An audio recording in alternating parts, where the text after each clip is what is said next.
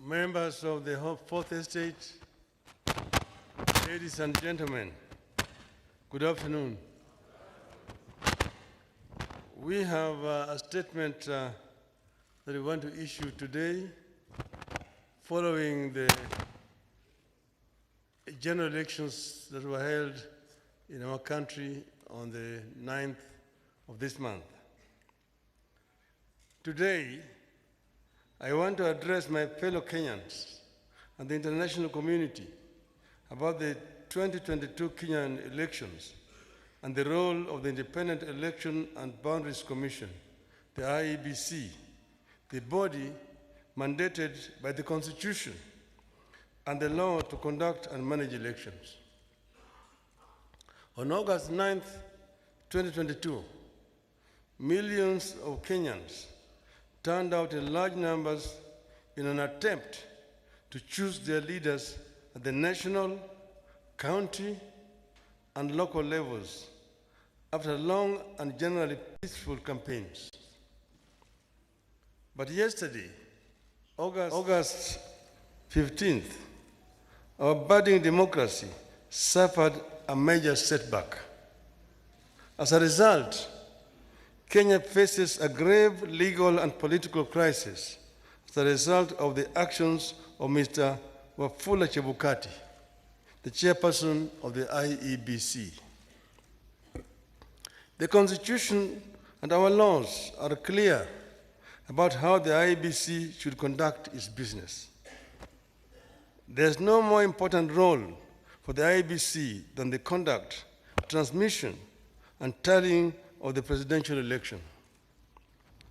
We are painfully aware of the past political biases by the IEBC that plunged this country into its darkest chapter. The terrible memories of the aftermath of the 2007 elections are still fresh in our minds. In 2017, the Supreme Court of Kenya nullified the presidential election again because of the misconduct of the IEBC. What we saw yesterday was a travesty and a blatant disregard of the Constitution and the laws of Kenya by Mr. Chebukati and a minority of IEBC commissioners.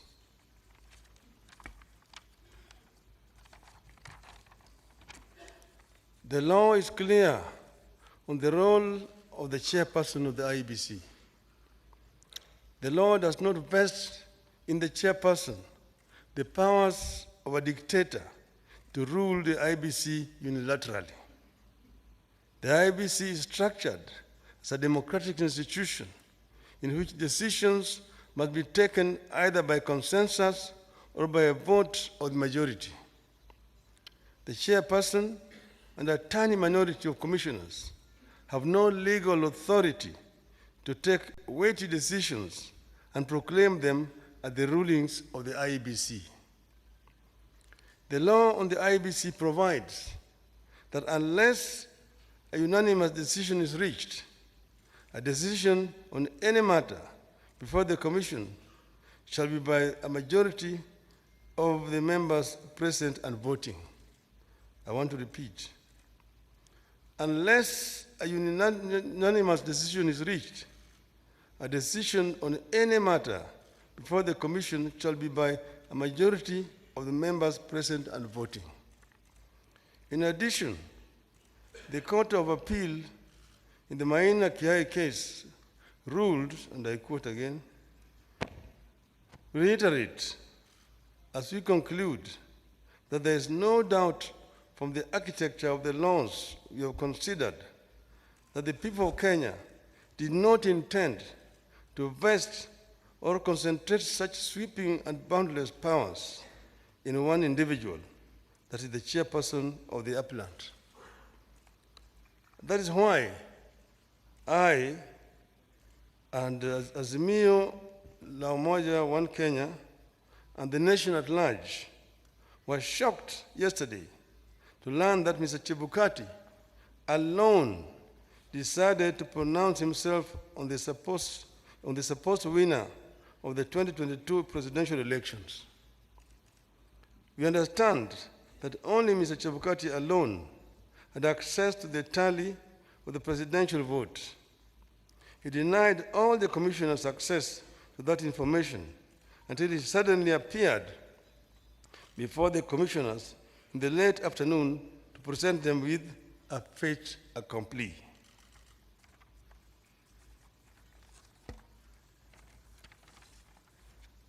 Barely 2 hours before his announcement, Mr. Chebukati called a meeting of the IEBC and revealed to them the different results he was going to announce.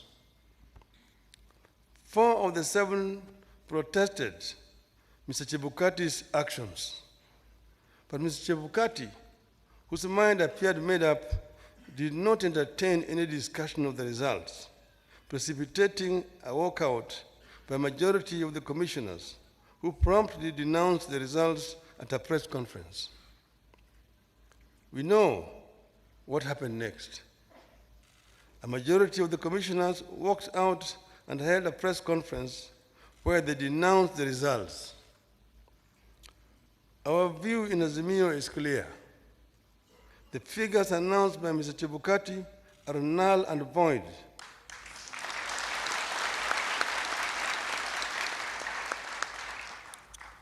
I repeat, the figures announced by Mr. Chebukati are null and void and must be quashed by a court of law. In our view, there is neither a legally and validly declared winner nor a president-elect. Mr. Chebukati's announcement purporting to announce a winner is a nullity. He acted with gross impunity and in total disregard of the Constitution and our laws. He could have plunged our country into chaos had our supporters not exercised great restraint. Such blatant acts of impunity can be a threat to the security of our country. It is not up to us to decide whether Mr. Chebukati has committed an offense. We leave that determination to the appropriate authorities. But for avoidance of doubt, I want to repeat that we totally and without reservations reject the presidential results announced yesterday by Mr. Chebukati. I want to commend our supporters for remaining calm and keeping the peace, and I urge them to continue to do so.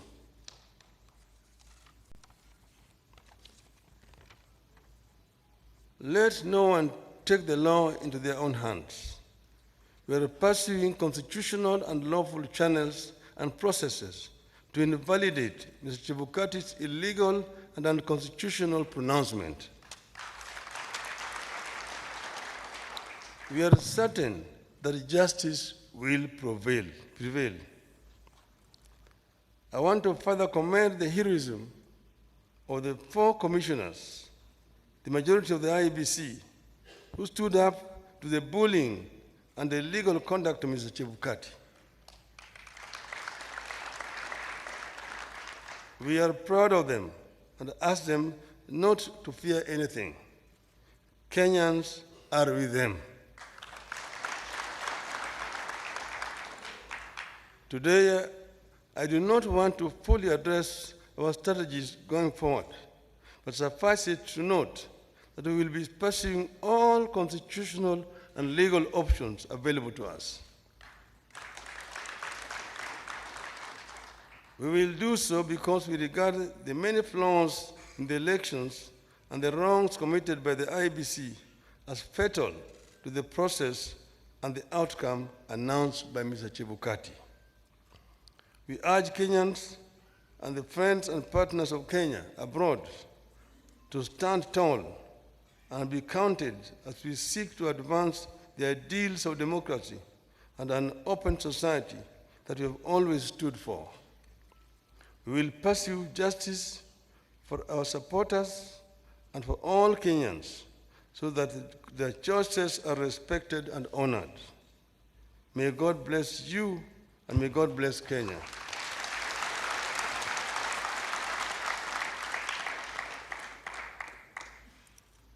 Nataka kuchukua tena fursa hii kutoa shukrani kwa Kenya wenzangu ambayo wameshiriki katika uchaguzi ambayo imepita.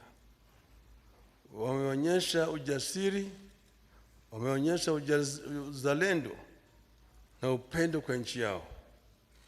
Wakenya kila mahali walijitokeza wakapiga kura kwa njia ya amani. Na sasa yale ambayo yalibaki ni tume ya uchaguzi kuhakikisha kwamba ile ndoto ya Wanakenya imeheshimiwa.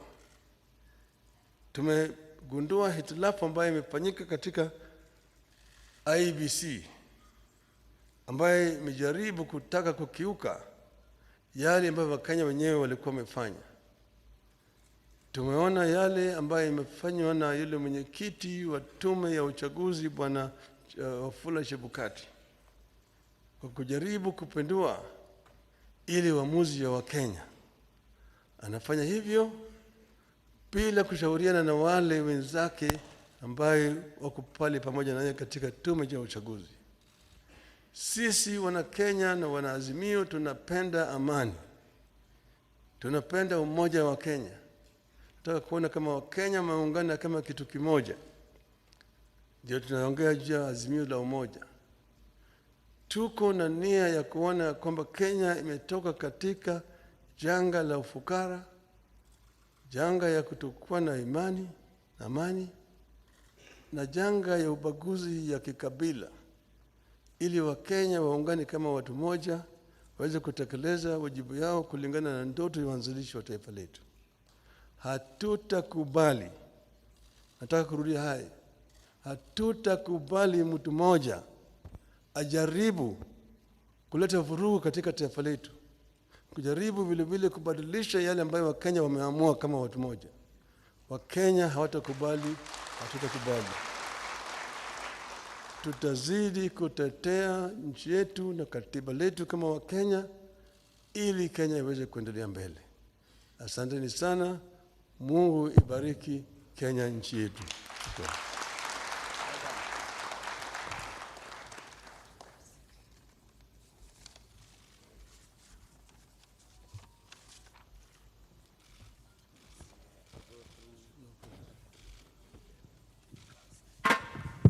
Niombe sote tusalie tumeketi tunapomruhusu Mheshimiwa Raila Amolo Odinga, mgombea mwenza, Martha Wangare Karua na wengine kuondoka.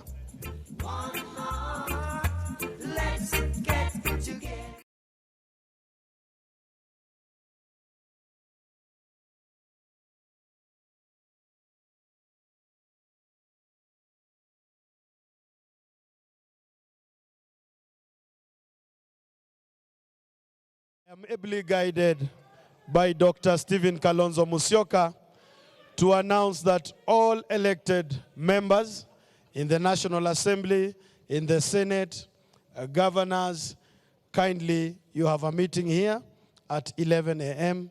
tomorrow promptly. Thank you.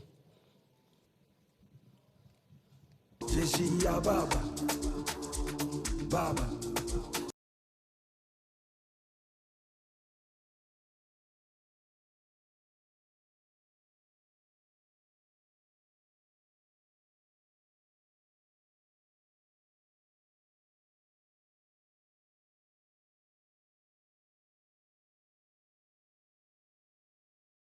Have it a statement there read out by the Azimio One Kenya Coalition Party presidential candidate Raila Odinga, essentially rejecting the presidential results announced yesterday by the chairperson Wafula Chebukati. Those are live pictures from the Kenyatta International Convention Center, and he has just left, flanked by, among other Azimio leaders, including his running mate Martha Wangari Karua, and the Azimio One Kenya Coalition Party leader saying that they will be taking all legal options and constitutional options available to them, essentially saying that they will be heading to the Supreme Court perhaps to challenge that particular decision that was made yesterday that put President-elect William Ruto as the winner of the 2022 presidential election, saying that in his own words, democracy has suffered a major setback, and that is accusing the chairperson of the IEBC, Wafula Chebukati, actually calling him a dictator, and of course also mentioning the 4 commissioners who dissented from that particular decision. Remember, just a few minutes before Raila Odinga spoke, the 4 commissioners also held a press briefing in Nairobi, giving their own explanation as to why they dissented from the declaration yesterday by Wafula Chebukati. Let me just hand it over to Dan Mwangi to take us through some of those statements made there by Raila Odinga and what it essentially means for the country moving forward, Dan. Thank you very much, Zainab. And like you've rightly put it, the gist of the statement was an explanation of how Raila Odinga, and he said, as well as the Azimio la Umoja One Kenya team, have rejected the presidential results, terming them null and void. He says, as far as they are concerned, there is no president-elect. There's no one who has legally been declared as such. And he said that Chebukati had some strong words in reference to Chebukati's, and he has also said that they are going to take all legal options available to them.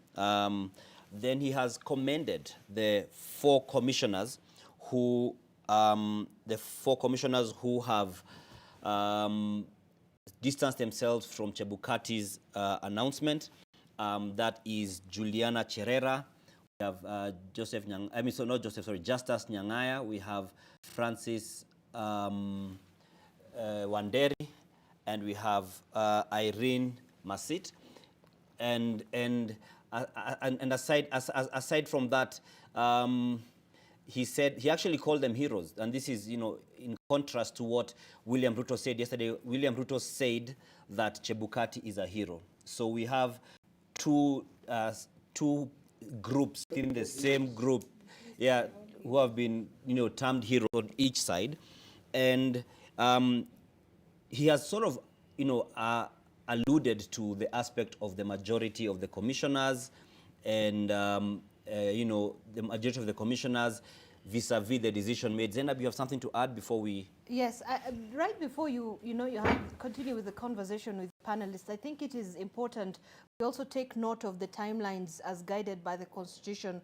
because this was, it was a 50-50 chance this might happen. So we have to take a look at what legal steps comes ahead. Now, with the fact that the IEBC chairperson, declared the president-elect and announced that decision, according to the Constitution, the oath of allegiance to the Constitution administered by the Chief Justice was expected to happen within 14 days of that announcement, which was made yesterday. But of course, now what we're seeing, and with the development so far, with the Azimio One Kenya Coalition side saying they will be heading to the Supreme Court, then this means essentially now that a petition should be filed at the Supreme Court, and it can be filed from, by the way, just a note of, something to note, it could be filed by different people, including proxies or other aggrieved parties, not just, Raila Odinga's team.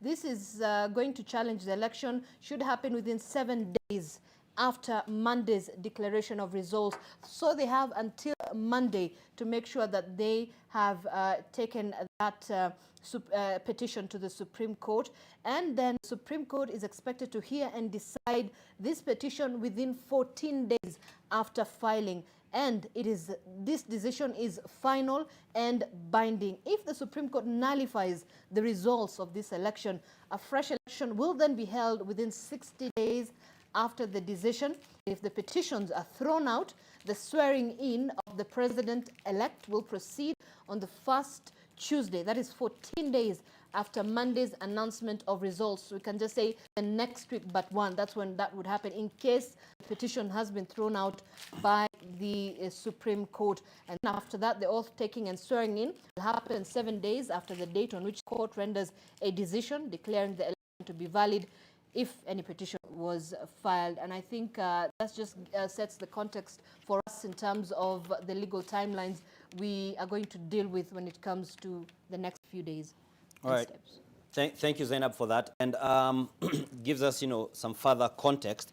And we have seen some similarities in what the 4 IEBC commissioners were saying and what Raila Odinga said. There is, where they say that Chebukati has, has exercised some sort of high-handedness. That's the claim they have, where he's been called a dictator. And just so that we can dwell on the issues, one of them from the statement that the commissioners gave is that based on Mr. Chebukati's aggregation, which had the different percentages, it comes to 100.01%. Okay, and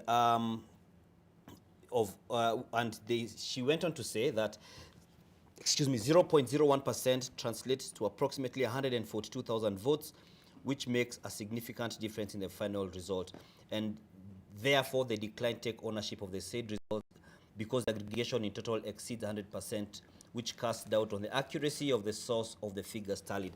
And she goes on. So just some context in regards to these numbers.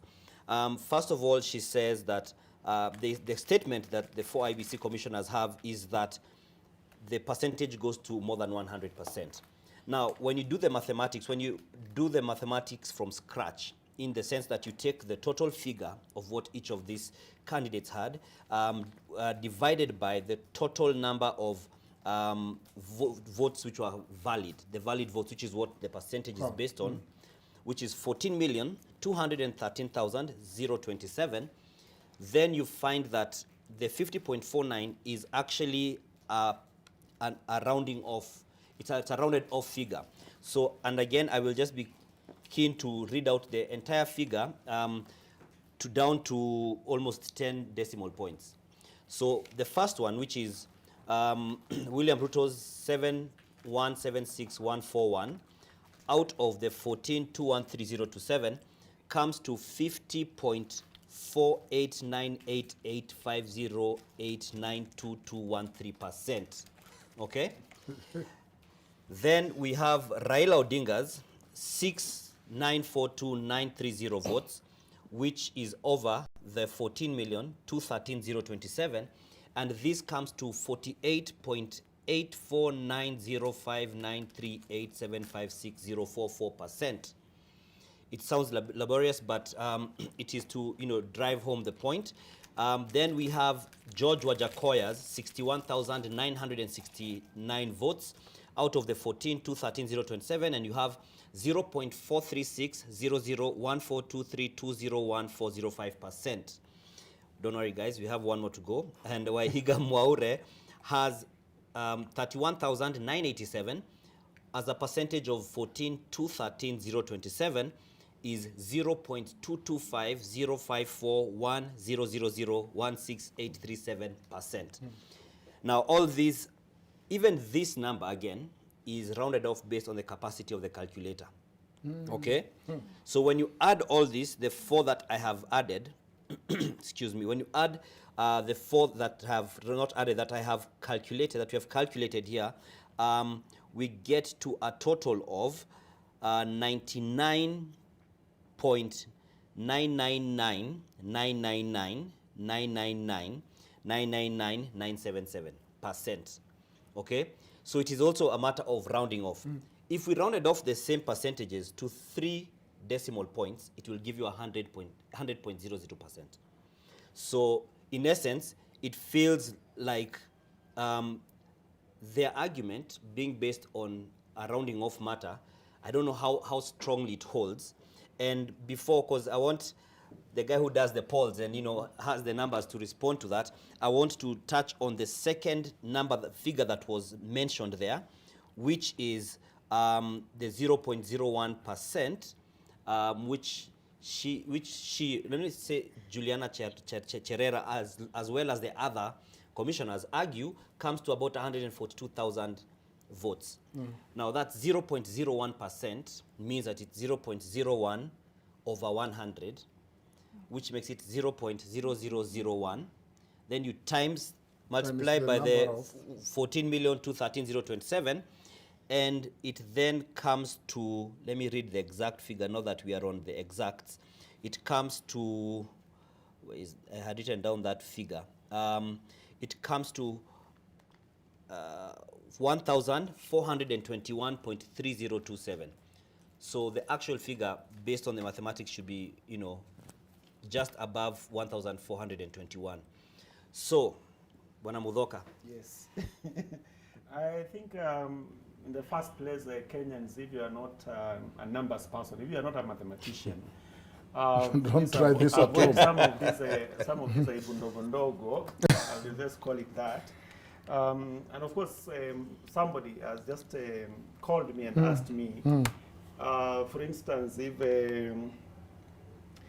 if Maure, who got 0.29%, 0.29% got less than 100,000 votes. 0.225. Yes. Oh. So how then does 0.00 or 0.01% translate to 140? Translate to 140. I think that's an inconsistency that's very, very clear. That you can actually put from the numbers. So my an point inconsistency or plainly put wrong mathematics. Yeah, so my point here is if you are not a professional in numbers, please leave numbers alone. Yeah, let the numbers persons just punch it and then tell you. And then the other thing, which is also very, very clear in this, is this is a assimilation. This is just an addition. It's a simple addition.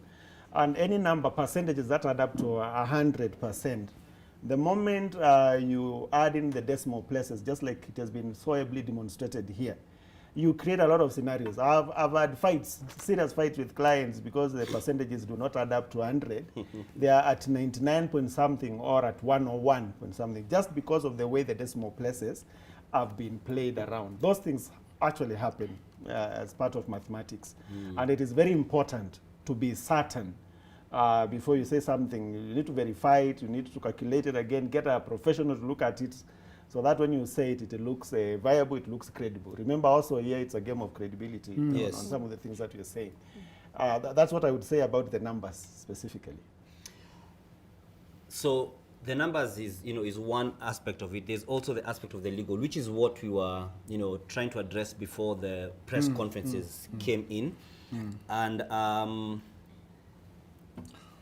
in my opinion, there has been the insinuation that because for us to understand, does the entire commission have to make a decision, then it is handed to the chairman to read it, or is that an in-house thing that whatever the chairman reads is final, regardless of whether they agreed or not? Whether they agreed or not. The law is clear. No, probably not after the press conference, because, but it's clear in my point of view to this extent. Was it a business under the commission? Let's start from there, because they are treating it as a business before the commission or a dispute before the commission. Then in that case, the commission's vote. Are we following that? Yeah. So if it's an issue before the commission, then you can take that route. So was it a dispute under the commission? None. But if it was a dispute under the commission, then you are saying, okay, then in the commission, they could vote and then decide. it was simply a matter of tallying. It is not one of the role, and the Constitution gives the roles of commission where you are saying this is something falling under the commission for the entire commission to decide. It is not. Number two, and so the chair is simply put as the person that is the returning officer. The case that they are citing about Maina Kiae was a scenario where the chair did not rely on the results from the polling stations. Remember, the chair being returning officer do not manufacture the results. They are supposed to get the results from the polling stations in Form 34A. So that is the context of Maina Kiae, where the chair went ahead and ignored the results. And that is where Maina Kiae is saying, remember it is Maina Kiae, and even layman now knows Maina Kiae as the case that was saying that results are final at the polling station. At least that has become a chorus, isn't it? That result. And it took Supreme Court to remind somebody like Chebukati that you cannot come here and tell us that you relied on Form 34B from the constituency. And if there were error in 34A, they were corrected with 34B. No, 34A is final. The results from the polling stations are final. So those are the two limbs of Maina Kiae. Where do the results come from? Not in IEBC Commission, not in Nairobi, but at the polling stations. And in that context is where now the court directs itself and tell the chair that you cannot just shoot from the hip and bring your own results. Surely it is the opposite here, where Chebukati is saying, look at the portal, look at the results from the polling stations. Everybody, they are not my results. And therefore, you know, I think it is a case where you wonder, why should we do things like this? You know, they say in law, if you cannot argue in facts, argue in law. If you cannot argue in law, just hit the table. But this is worse than hitting the table, because that Maina Kiae decision is the biggest limp, and the biggest decision is that the results are final from the polling station. And Chebukati kept telling them, we cannot change anything, isn't it? That here in Bomas, we cannot change. Unless, just note the error, go to Supreme Court. Why? Because the results were final from the polling stations. So they are not Chebukati's results. They are not the chair's results. They are the people result. That is what Maina Kiae contribution is. And in dictum is not even part of the ruling. In the court trying to be flowery and show, they now describe how the chair behaved, who did not take into consideration the result from the polling station. And they are saying you became a lone ranger and a master in Maina Kiae. Surely, that is not even part of the ruling. It is simply something that was describing what was happening in ignoring the result from polling station. Now here we are.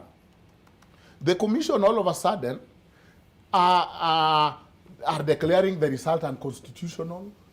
They are all of a sudden citing Maina Kiae, but citing it wrongfully. They are all of a sudden struggling with the mathematics.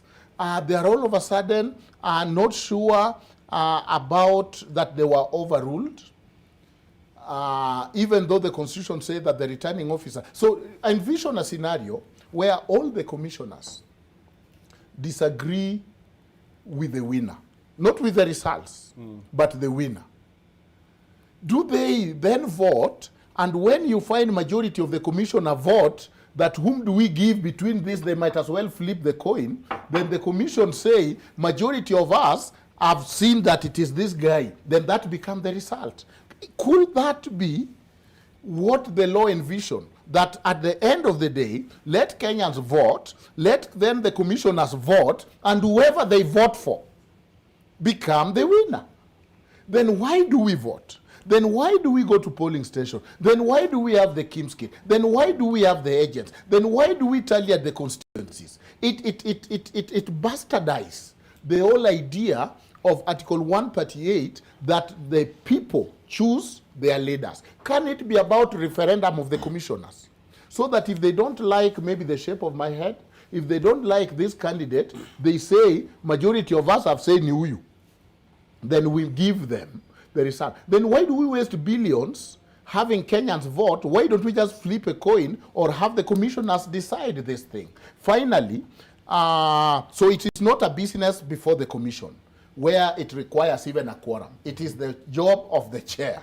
I'm even feeling so persuaded to volunteer one of my first-year law students to handle this petition on behalf of literally first-year law student, because if you have done social foundation of law, if you have not even taught you constitutional law, you are good to go, because there is no time. Finally, I think that so one team declared it unconstitutional.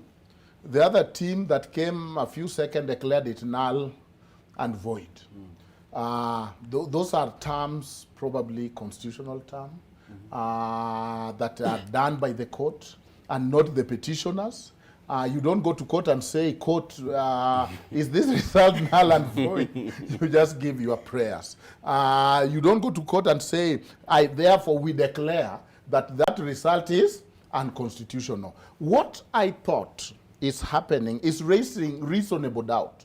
Underline the word reasonable, because that's what lawyers do. Are you sure? We raise reasonable doubt. And so I'm trying to look at the theory of the case and whether it's even raising reasonable doubt, meaning that a reasonable person can disagree or find this way or that way. Finally, we are finding that. I think you're ready for politics. You've said finally four times. I think let me just point out, of departure here from what Prof is saying. I don't think any of the statements that have been suggested there are, like legal cases. Those are just statements that have been, I think, until and unless a case is launched in court, can we just look at it from a legal perspective? Otherwise, there's nothing legal about all the things that have been raised today. Those are statements. And I am not a legal... but they are citing law. They are citing law, though. Yes, but in my opinion, those are not legal cases. That we can even judge on them. Or they are merit on law. Yeah, definitely. A court can't even rule based on that until and unless a case is put in court and the evidence provided or evidence adduced. Definitely. But I don't think we have seen any evidence. Yet. Yeah, so basically I cannot... But we have had the allegation. Basically, and I will just refer to them as that, exactly. Okay. So I would not even comment about them. I would not even judge. I would even say that this is the correct position or not correct position. Acheng, what's your comment on this? I think President-elect William Ruto and Raila Odinga really love this country, those two gentlemen. And I respect them for that. Ruto, from his speech yesterday and how he was trying to bring all of us in, for me was something admirable. And today I have seen another great statesman who has helped us through the process of building institutions. The reason we are talking, we are not, as Wakili raised here, people are not disputing 34As. The reason we are at that point is because Raila disputed the last election. So lawyers and the court scrutinized what was before them, and they identified the gaps that were there. Remember, ours is an issue of trust. So we looked at it with a tooth comb, and we identified the things that had led us to where we were at, and recommendations were given. Those things, the recommendations were met in this particular election. But life is dynamic. And so, upon meeting those ones, we encountered new challenges. And a number of those challenges, actually the key one in my opinion, is something that I think Kriegler even addressed himself to. He advised that commissioners should be appointed 2 years before an election. And he was very particular to state they should not be appointed in the year of the election. What did we do? We appointed commissioners less than a year to elections. Okay? So they come in, they have to gel in, they have to learn the ropes, and they have an election ahead of them. Even if you're training them, there's already pressure. Media are chasing them. People who experts in elections are all over them trying to understand what progress they have made. And so they find themselves overwhelmed because of the circumstances that surround them at that time. I think we were unfair on the 4 commissioners as a country. It should never have happened. And then we present them before, and we put them out there to conduct an election. There were some whispers about Sorry, even before you go there, why are you saying it is the country who put them there a year before? Isn't it? That is a role of specific individuals. Decisions are made by our representatives.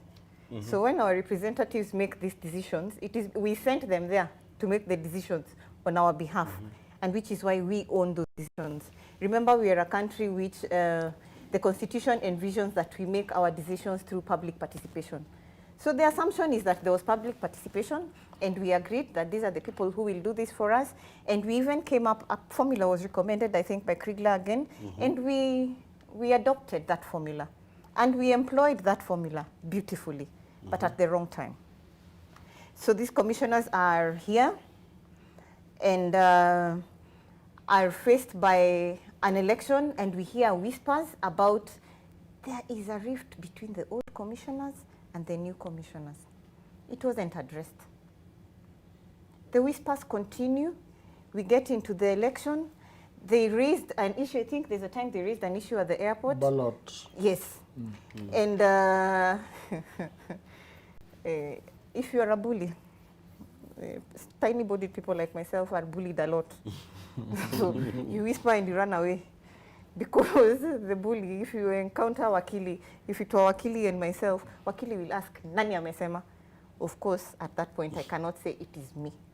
Because he can do anything he wants with me. You know, he can lift, he can beat, he can anything. So by him asking, Nani amesema, really, I will just go back to my coil back, and that story dies like that. And then I will send you to say it was a rumor. Nobody said. Who would say? The commissioner. We put up a face. Because remember, this is also happening when election is a few days away. So we are struggling with building confidence in the institution. We want to build confidence amongst Kenyans. Honestly, I feel we were unfair to the commission.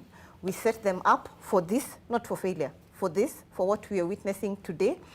And you see, the unfortunate thing is that when they say that they try to approach the chair, you know, and the chair, I don't remember her action, overruled, you know, you almost believe. You almost believe. And for me, that's really unfortunate. I would love a place where they say, and we are all like, no, they've been working so well, why didn't they raise it? But you see, right now, because of the journey they have come, you can almost believe them. And that's why we are here. So I hope that when we go to, because now everybody is headed there, to the Supreme Court, the recommendations will help us address how to deal with this rift. And I hope there will be clear guidelines in terms of how, you know, how the point at which commissioners are appointed. I hope that will be legislated at some point so that we don't find ourselves in this kind of mess again. It's an issue of trust. The stakes are usually very, very high, and you want to cling on anything that is available to make the other side look bad, whoever won, you know. So for me, I think we need to go easy on them. After all, everyone has been declared a hero. Chebukati was declared a hero, and the 4 commissioners have been declared a hero. At least they're all heroes. But, I mean, we need to take a break, but when we come back, it's good to look at, even as people try to have an objective view, when you start seeing some of their arguments being debunked on a fairly fundamental basis, doesn't that also take away from their own credibility? We'll pick up that when we come back after this break. Stay with us on Decision 2022.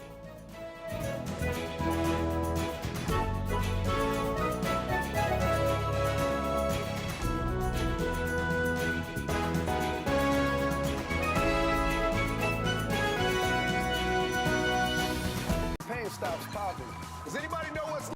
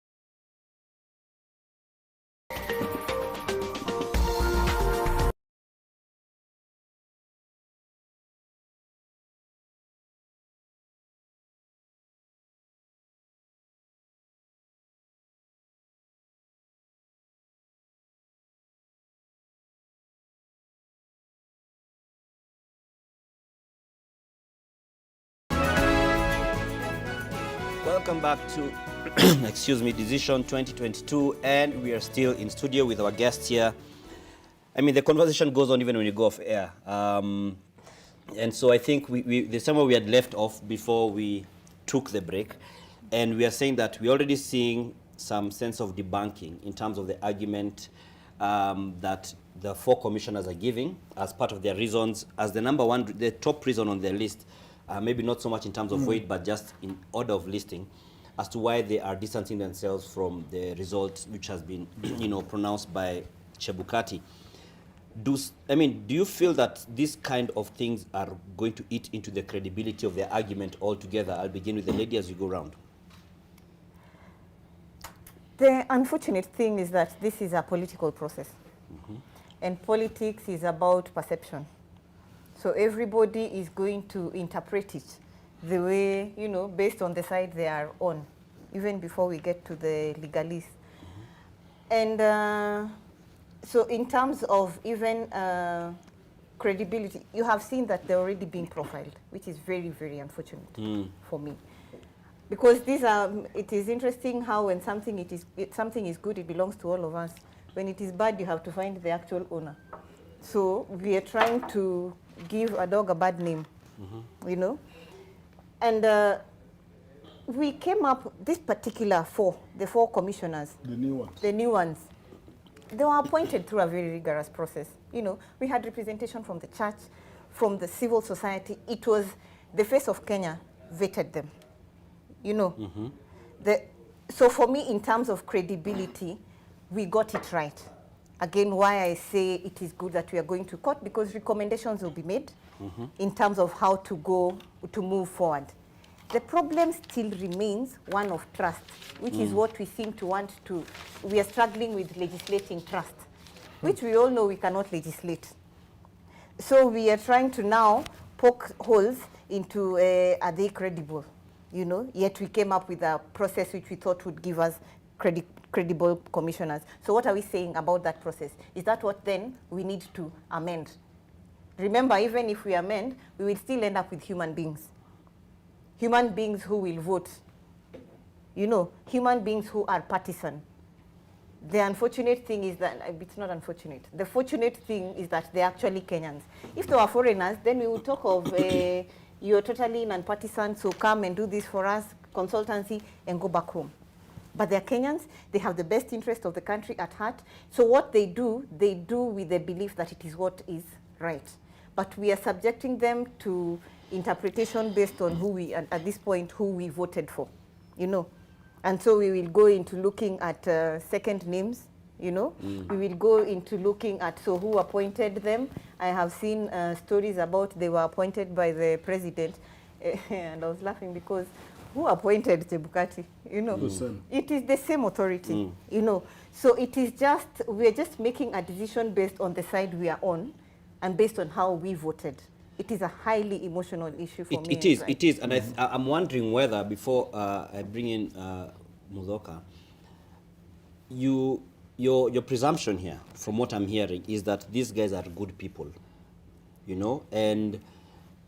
Unless you know otherwise. No. I'm still let finish my statement. And from the sentiments, there's some who don't feel that way, and it's not necessarily based on who they voted for. You'll find someone who probably voted for, let's say, Wajakoya. So that person is neither Ruto nor Odinga, but they still have their questions based especially on the statement they have made. So do you feel it's entirely correct to say that to go by the assumption that yet there are people who feel they're not entirely being honest? There are people who feel that way, or do you feel that's unjustified? The timing, I don't know who is advising them, because the timing of their presser and the timing of Raila's presser is very mischievous. It raises a lot of questions. For me, that is the only unfortunate thing about all this. They may have a point, and that is for the lawyers to tell us. They might actually have a point, I don't know. But when they cut and raise, for lack of a better expression, when they cut and raise for Raila, really, it is only human to associate them. with Raila, you know. So for me, that they are doing us a disservice by so doing. Today is a long day.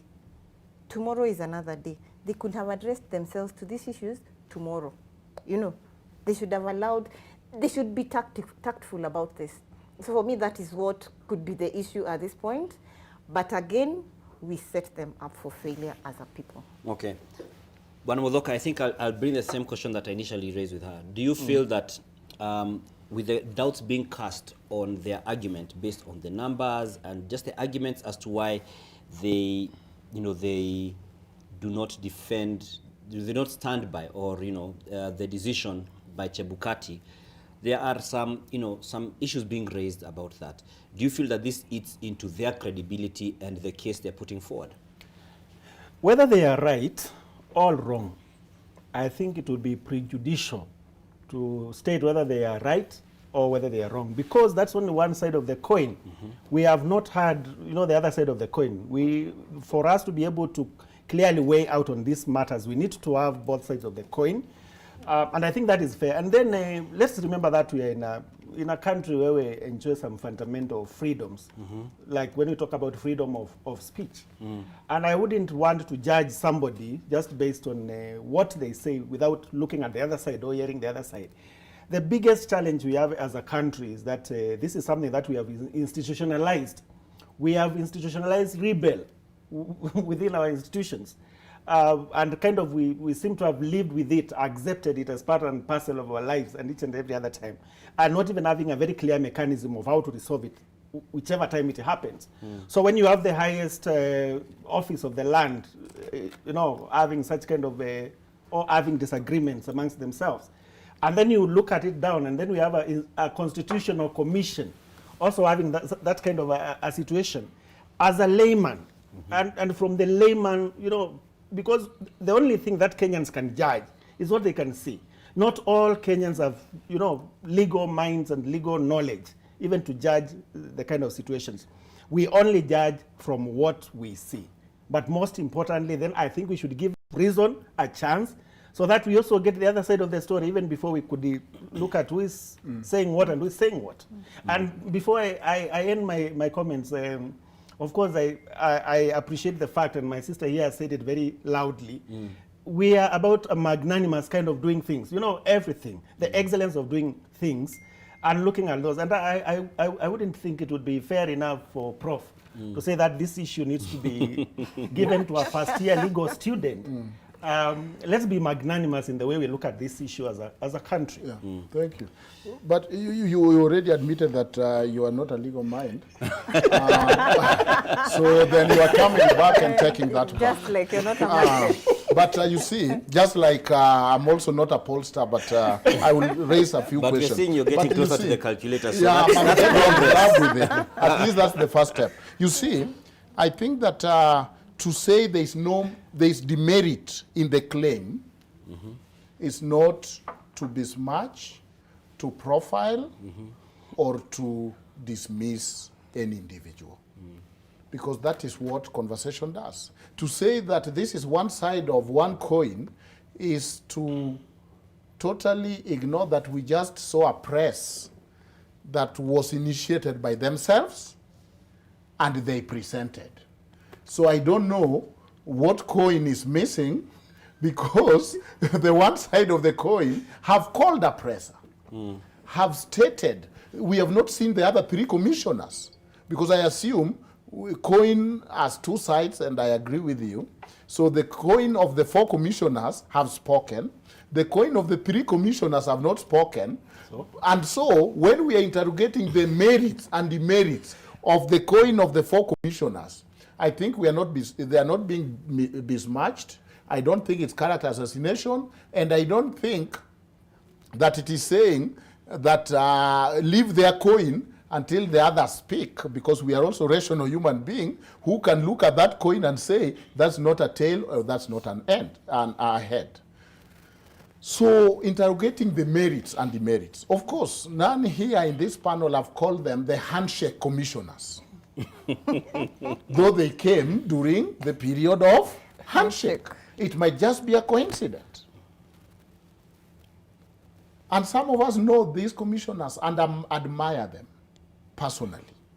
And that is why I have no contradiction in my head, because I'm talking about people that I really admire. And I hope and I know that we will have a relationship even after this. Therefore, there is no judgment of character. You know, you can say, Duncan Ojuang, here you acted this way. That is not judging my lifetime journey and saying I am a bad person. That is the judging. But saying I have evaluated how you have parked, you parked wrongfully, is not to say don't judge me. You are judging an action. And what else should you do? And therefore, when they cite minor kiai authority, there is no legal interpretation for a non-lawyer and a lawyer. There is only legal interpretation. So if you cannot cite minor kiai, don't cite it. But once you cite it, then it invites anybody else to say, here is how you misread minor kiai. I think that is fair. When you go further to say that, so for us, we vote against that announcement, the deference, the fair treatment, the listening ear that the chair is supposed to give to commissioners is not based on his personality. It is a requirement and prescription of law which say what is due to them. Okay? So what is due to them is based on law. If you are denied what is due to you as a commissioner, then that is an illegality. But you cannot come with what is not due to you by law, right? And say that just because majority of us voted that Chebukati should give so-and-so his court, and he refused, therefore the commissioner decision, it is not based in law. Okay. I am oversimplifying, but don't take this to be simple argument. It is nuanced to this extent, that the commission and its operation is guided by what? By law. What is due for them to see and to vote upon is determined already by law. Is it due to them to have a small referendum about the results and say, for those who say who agree, say hi, those who have the highs have it. There is no provision in law. And therefore, whether they were denied that, they could have simply cited and said, according to section whatever, I am entitled to vote for results before they are announced. I wasn't given that. There is no such a provision. Okay, I just want to... and don't forget his polls. We won't forget his polls. We're not going... What's the time? We see, before we get over this... 30 minutes. Yes, you have to tell us why his polls are... Shaking my faith in science. You have a lot of faith in science. I used to until I saw his polls. We'll get to his polls. See whether you're going to regain my faith. Your faith. It seems you're a backslidden scientist. Acheng, do you feel that there's the possibility that these 4 commissioners may have, by virtue of being insiders, they may have some insight, just that they're not able to communicate it well, so that we don't end up, dismissing, as you said, because just as we stay away from the possibility of any fluff, so to speak, could there be a possibility that they actually know of an existing problem, they're just unable to communicate it well, or they are bringing attention to themselves to build up to that? Is that the possibility that, in your view, because you may not know, but just in your view?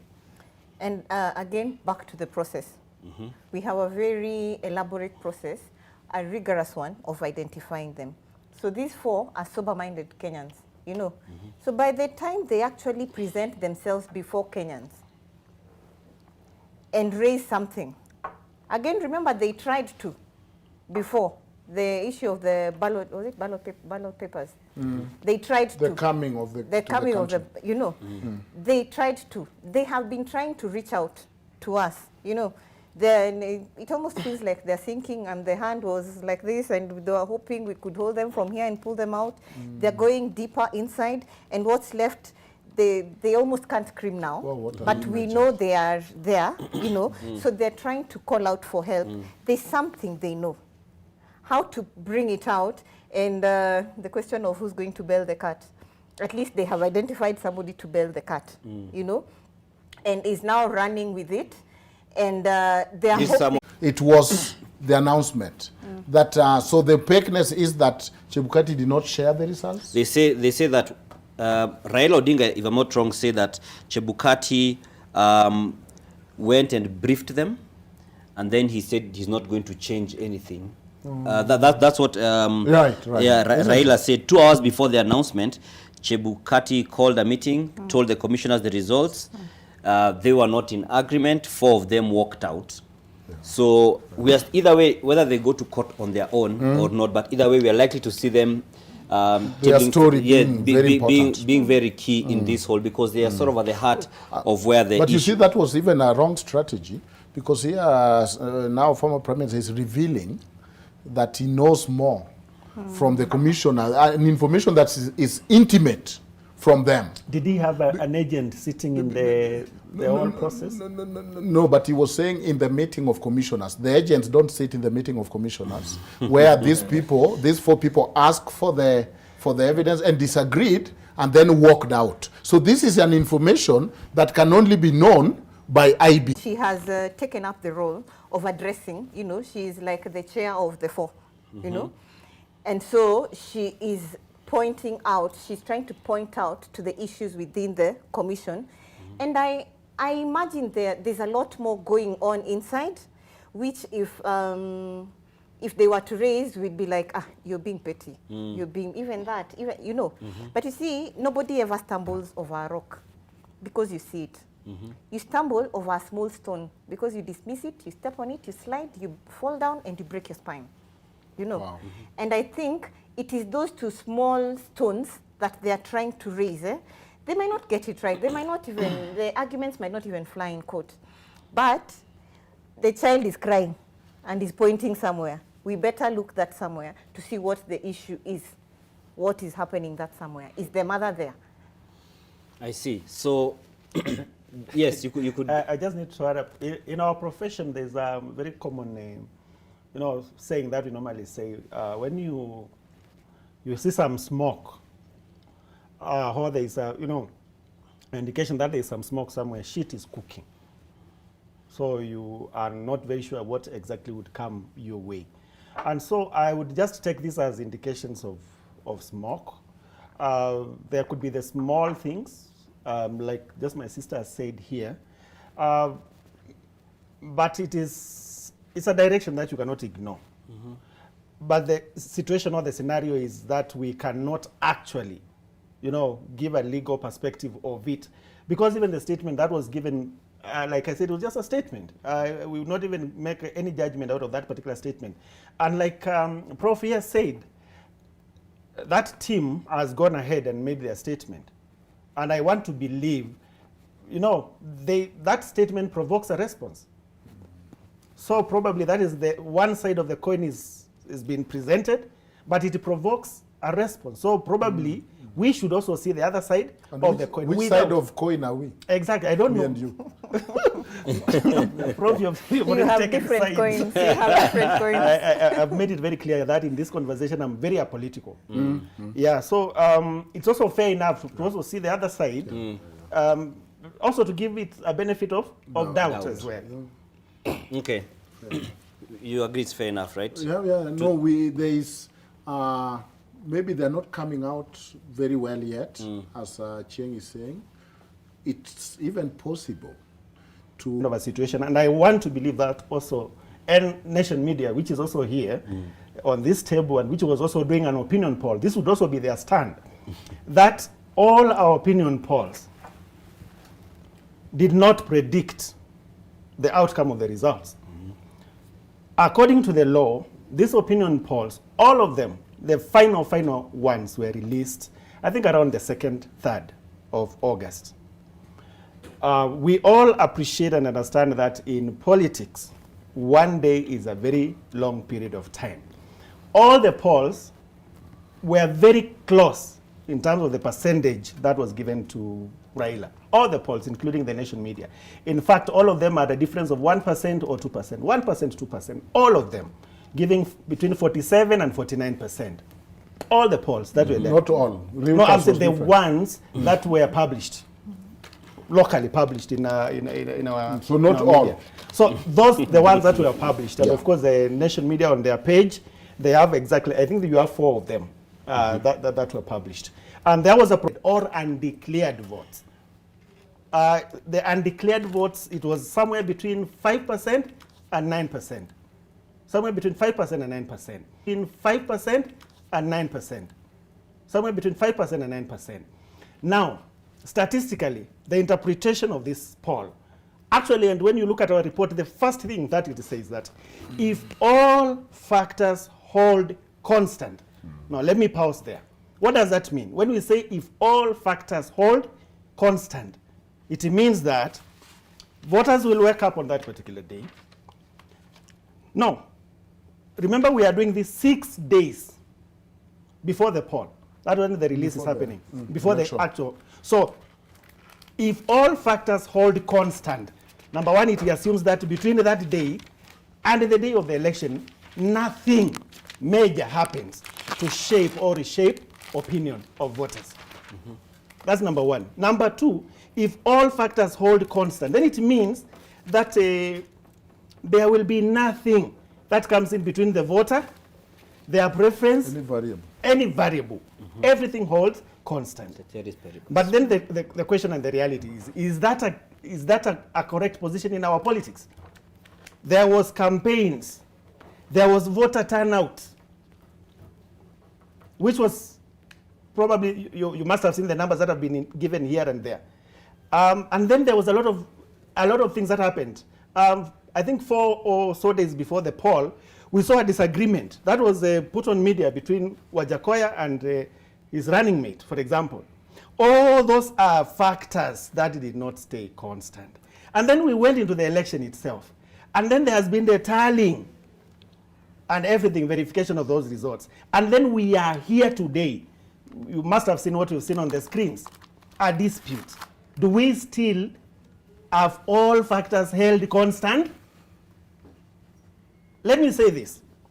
In a previous poll in America, this was between George Bush and I think Al Gore, and the state of Texas, I think, or Florida, was contested.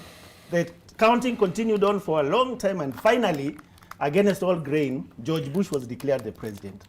And the following day, the politoon, or the political cartoon in Kenya, was the late President Daniel Arap Moi, saying or opining, now tomorrow Bush will be calling me to tell me about democracy. So anybody who wants to question opinion poll first should demonstrate to us that the situation or the conditions or the circumstances have been constant since the time the opinion polls were released and today for them to question. And I want to say, let's not play holiness. Let's not play Holy Moses. Holy Moses smells of roses, but should be taken in small doses. So Kenyans should understand that kind of a process and then not play holy. We are not here simply because the factors have been constant. There were undecided voters. They decided. We did not have undecided voters at the ballot. They decided and voted. So when you put those together, any of the candidates could have carried the day. And actually that was our conclusion. Any of these candidates will carry the day.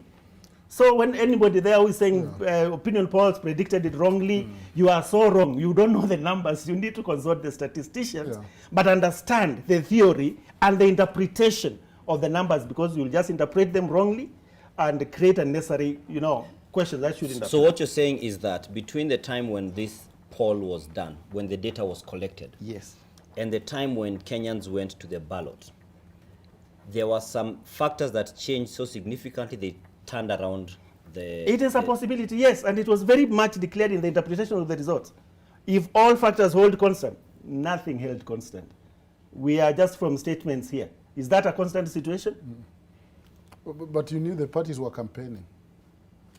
Irrespective, that, unfortunately, we have to operate within the law that has been set about opinion Which polls. you could not do polls. We could not do polls on the last day for us to be able to give you like a very specific, this is what will happen tomorrow. I think for me, Sorry, just for that, are you legally allowed to just collect data on the day before the election, then on condition you don't publish that data. Yes. But we did not do that ourselves. We did not have the resources to do that. Okay. Neither did we do an exit poll. So we only gave the situation of the country. And if anybody cares to note, our opinion poll was very much based on the issues. So people are only looking at one number, but ignoring all the other issues that were raised, because the voters had serious issues that they needed to be addressed. And we will still insist, whoever becomes the president at the end of the day, those are the views that voters say, and they should be addressed. Okay. You wanted to say something? No, one, this is regrettable, because it's not even regretting as a scientist, because science improve, all right? And then, yes, I'm not a pollster or a statistician, but there is science in court every time. And it is interrogated. And that is why we can talk of junk science and science that even the judge can use. So science is no strange. And I took statistics of psychology. And I read a book called... so you are the expert. I read a book called Damn Lies and Statistics. That polls don't lie. It is the people who lie. Okay, that's number one. Number two, that polls are used to support weak arguments.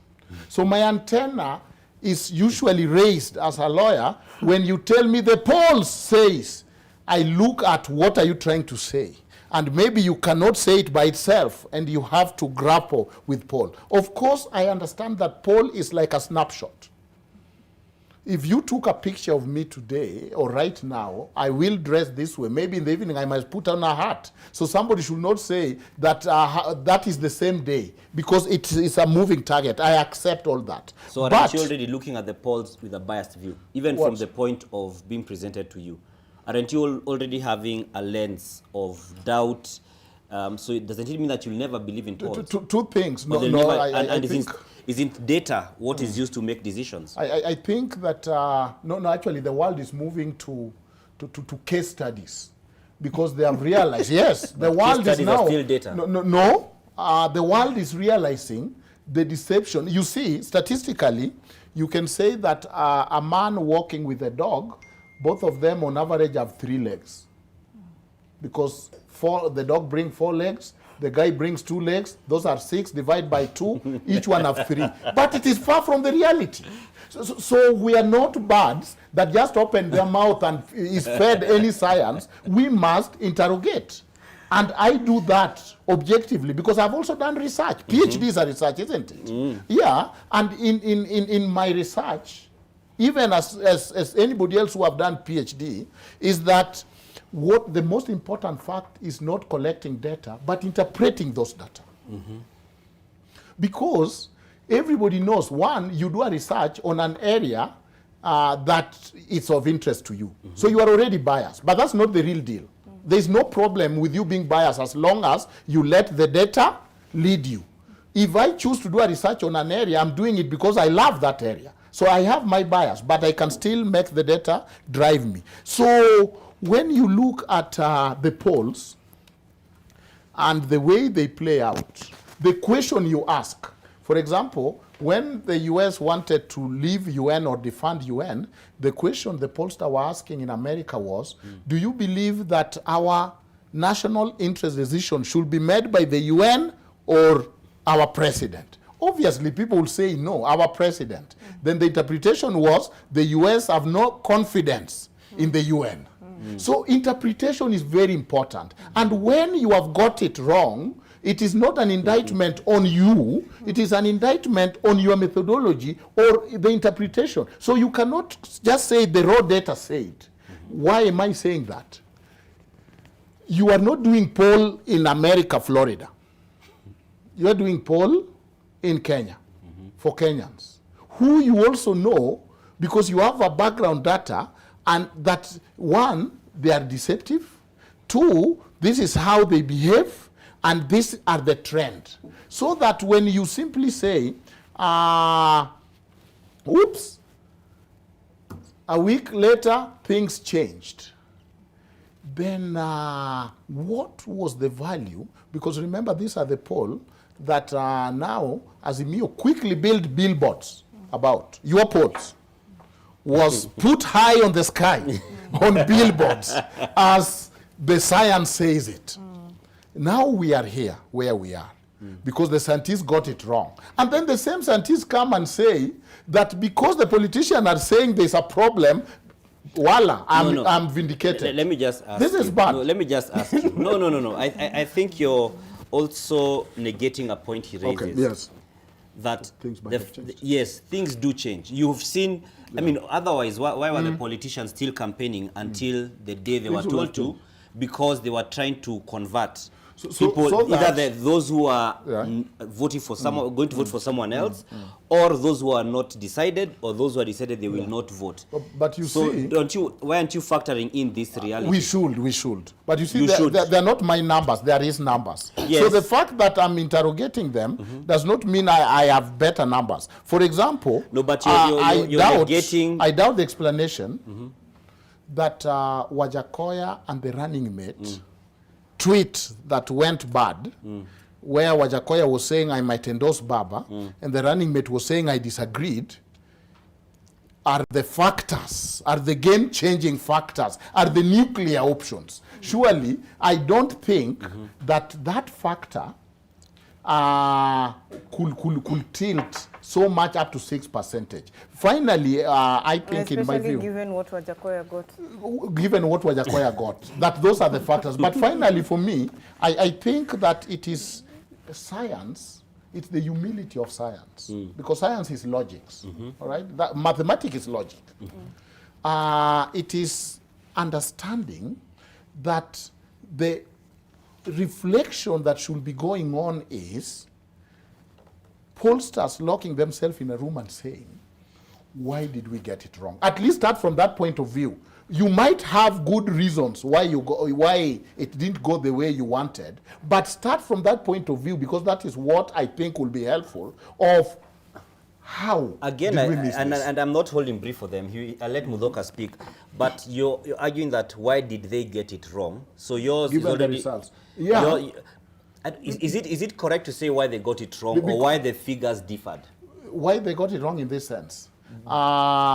Even given the momentum, I said interpretation is the most important thing. Yes. If they knew that this is how Deputy President is moving the trajectory, and is having 5 rallies while the competitor is having 2, in interpretation of the results, they should have given the room, because what is important is the story behind the numbers. If you just give me the raw numbers and say, well, I went to Nini, and that is why I started by saying, we were seeing other polls that were all along showing Deputy President ahead.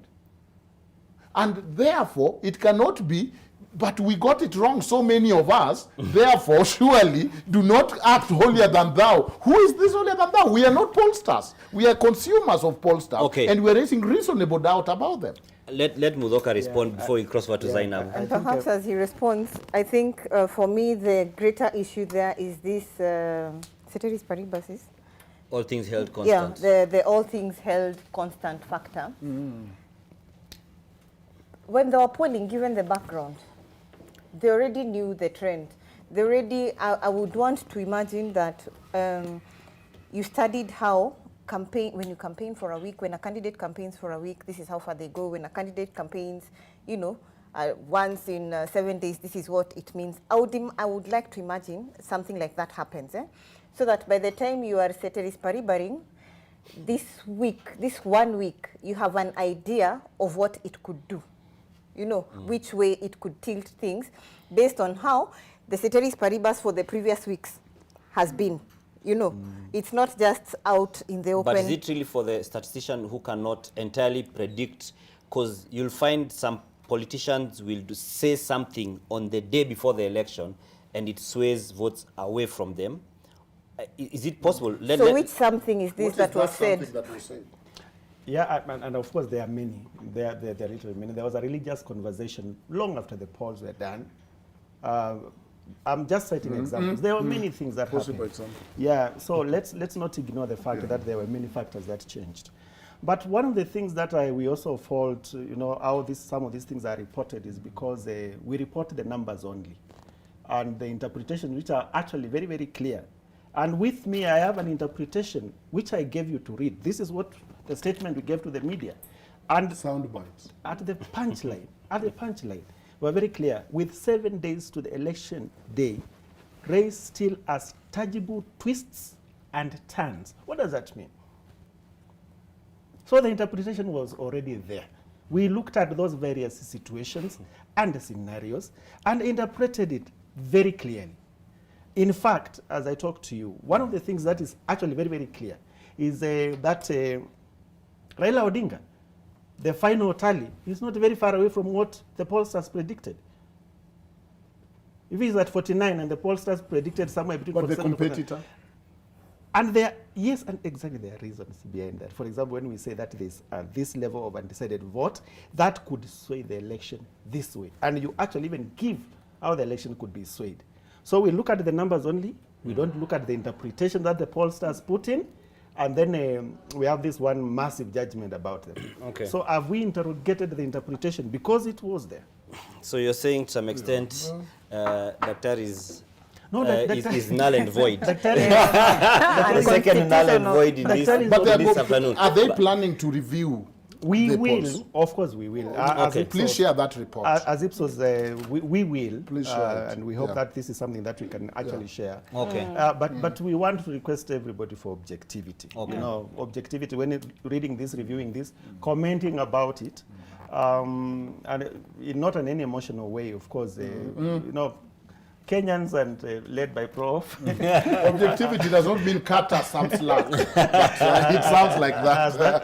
As that habit of becoming the expert in interpretation of things that completely they do not have even the knowledge about. No, you give the numbers to us to interpret. Okay. Yeah, so the moment they interpret the numbers and then fail to interpret the fail even to consider and get it the wrong. interpretations, And the then we context get it wrong and the then, likes. exactly. And Okay. then we blame Before you jump in again, because I know you're very passionate No, about this. I'm not. We all got it wrong. At least he's admitting. He's saying I might have got it wrong. I have There's a a lot reservation of about wrong. saying calling it wrong because it is said that it's us at the date the data was collected.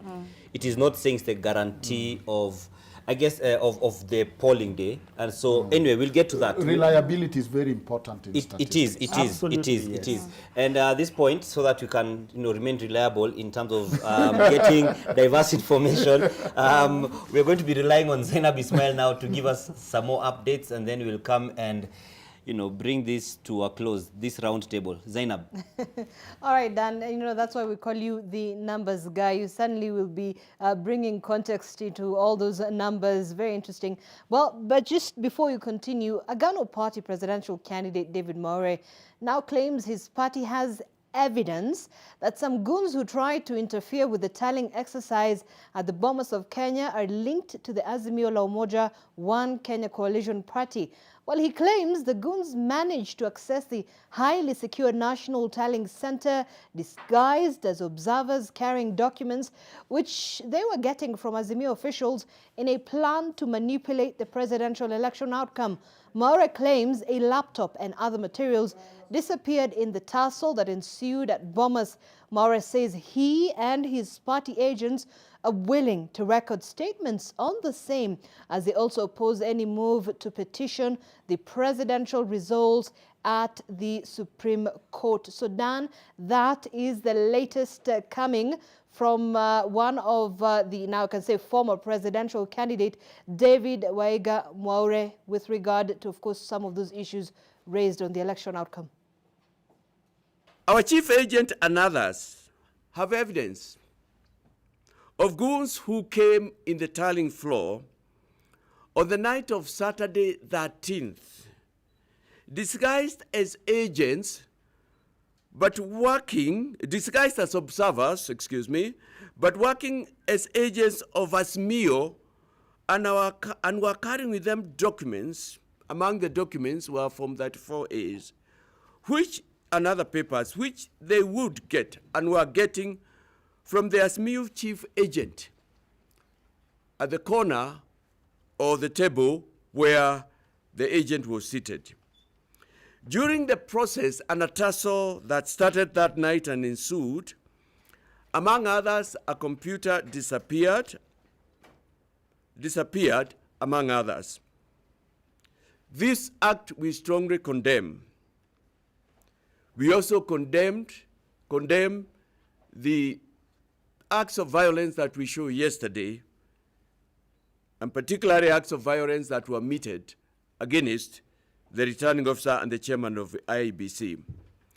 We are ready and willing to write statements with the DCI, my agents, and for me, the part I saw, and to be part of and oppose any petition to be filed against His Excellency Dr. William Samoei Ruto. As we were seated there, we observed people who disguised as observers who came in because they had official badges as per requirement. But eventually we realized there is a change of character. Whereas we know the work of observer is to observe, but not to manipulate or even to enter into this into the details where IEBC staff and agents were much involved. But eventually we realized they came, began to manipulate. I alarmed to Commissioner Waderi, and eventually nothing was done. I insisted, still nothing was done. On the same course, we realized they were targeting particular computers or laptops in the house, some of which were IEBC materials or agents' materials. I studying on one desk. Actually, I was not verifying together with the team on the desk. Mine was only to see how my agent is carrying on the business because I was overseeing. But eventually, 3 principals of Azimio came on that desk when I was studying. They questioned the computer, which was being held by a man, I don't know the name, and they insisted that that computer should be put off the desk. The young man obeyed. All right, so that's the latest development there with regard to the election outcome that was announced yesterday by the IEBC. We'll be discussing that in just a bit. But also, an independent observer group has said the results of the August 9th presidential election as announced by the Independent Electoral and Boundaries Commission are in line with its own projections. There were controversies before the announcement of the results on Monday, with 4 of the IEBC's 7 electoral commissioners leaving the National Tallying Center to stage a news conference in another part of this county in Nairobi. While in response, the Elections Observers Group, ELOG, said it was also waiting for more details as promised by the commissioners, but was certain its scientific methodology was in order. We are extremely concerned about the chaos that broke out at the National Tallying Center at Bomas of Kenya, as well as a split within the IEBC, leading to some commissioners to quit from the tallying process and issue their own statements prior to the announcement of the presidential results. ELOG therefore calls on all Kenyans to remain calm and maintain peace under the circumstances. We further call on the candidates to resolve disputes over election results, including results for the presidential election, peacefully through legal channels. In my view, if he's performing his constitutional duty, I don't see that the absence of the other commissioners can be, but the Supreme Court will have to pronounce itself on that, because elsewhere in the procedures, it says that when the board is meeting, when the commissions are meeting, then there is a quorum for that. So the Supreme Court will have to deal with, was this a meeting for which the board had to meet the quorum?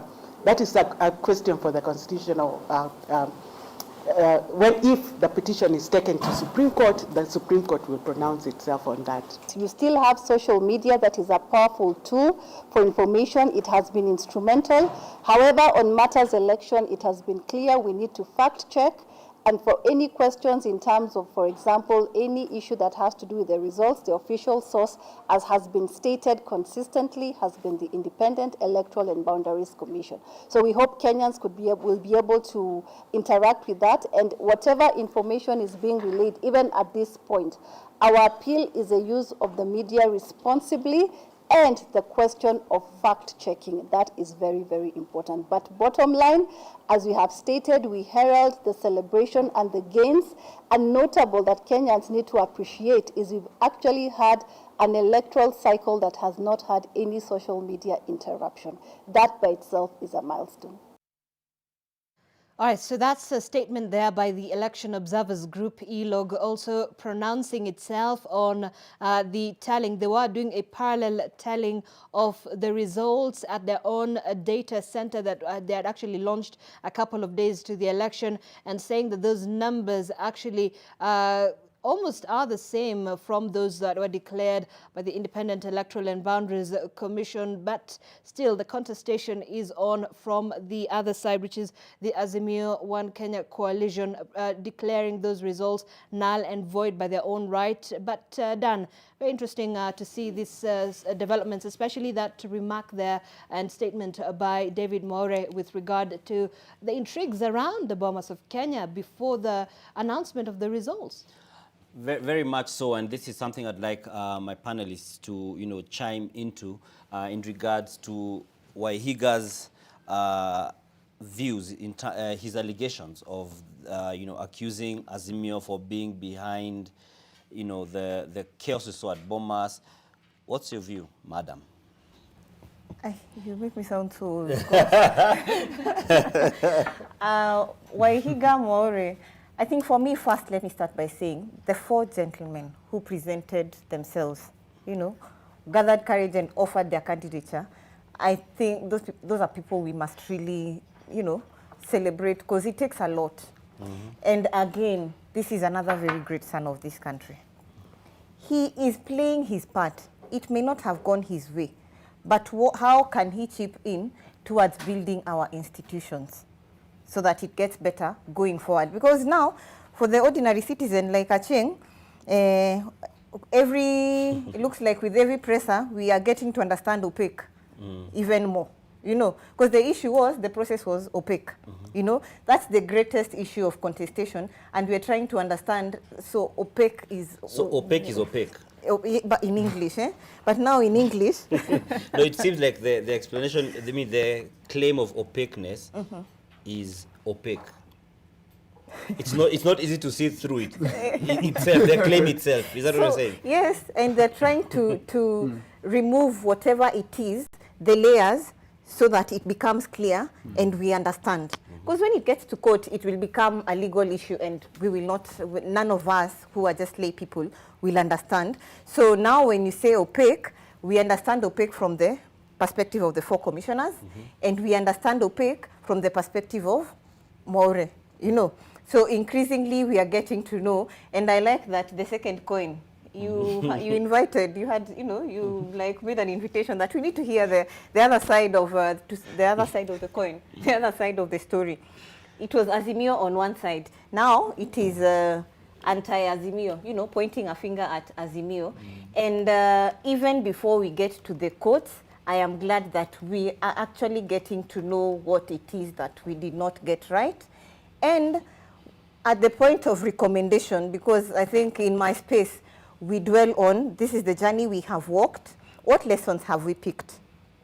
What recommendations, how should we go? How should we move going forward, in terms of sustainability and for better impact, so that the law serves us. We should not be enslaved to the law, especially now that we don't even understand it anyway. We should come up with legislation that speaks to that which we think is a problem. They are helping us. And I hope another person also comes and gives us their perspective. ELOG, today we're just talking about PVT. I hope observers will also come and address themselves to the opaqueness, you know, so that we have as many perspectives as possible. When the Most of the independent ones. Exactly. So that when we get to the point of the ruling by the Supreme Court, we are on the same page. We understand whatever, a lot of English which they read in one day, we will understand it. Yeah. I think the matter that is before us Kenyans is a very emotive issue. And catharsis, or the process of healing, first starts by, you know, confronting the reality. And confronting the reality sometimes can be extremely emotive. And I think we should prepare ourselves just to receive a lot much more of this, because it is how the process of healing will start, you know, and we are looking forward to a country that will heal out of all the scenarios and divisions that may be brought about by this. And again, exercising our freedom of speech in this country, it's only fair enough for that candidate, Maure, to, you know, come on the light and state what he thinks or what he knows. And he is entitled to his position, because that is Maure's position, and somebody else will also come and state their position. You know, that's a situation and a very emotive issue, and especially now that this issue has taken two different sides. So like my sister says, yeah, I think it will only be fair enough to allow reason and allow us to go through that kind of a process where all this will be said, some of them very emotively, some with tears, others with a lot of jest and all that manner of situation. But I think we need to go through that, because that's how the healing process starts. And that's what psychologists tell us, that, you know, when something of this magnanimity happens, the first thing outrightly is, you know, there's a lot of anger, there's a lot of denial, and then, of course, then we go into depression, and then there's a lot that goes until now we start accepting, and then we heal, and then we move forward. There are those who say, you know, theoretically, this is a process that could take almost up to 90 days. But now that is theory. So let's allow us to go through this, and let's, whoever has something that they would say, they would say. Of course, the legal minds will judge it when it is presented in a, you know, in a legal situation or in a legal circumstance.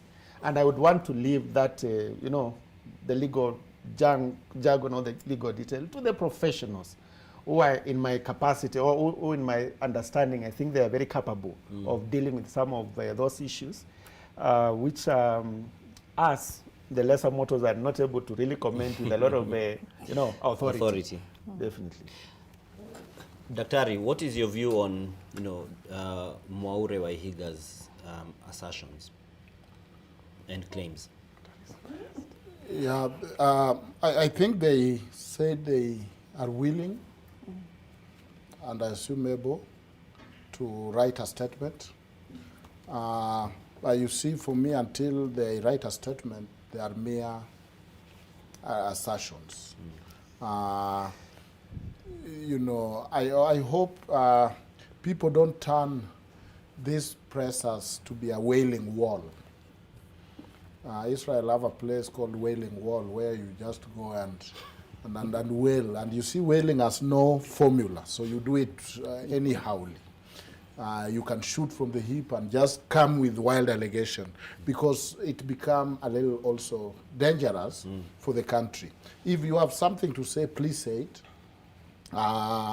But maybe there is no, you know, don't shout fire in a crowded elevator just because you have a freedom of speech, if there is no fire, for example.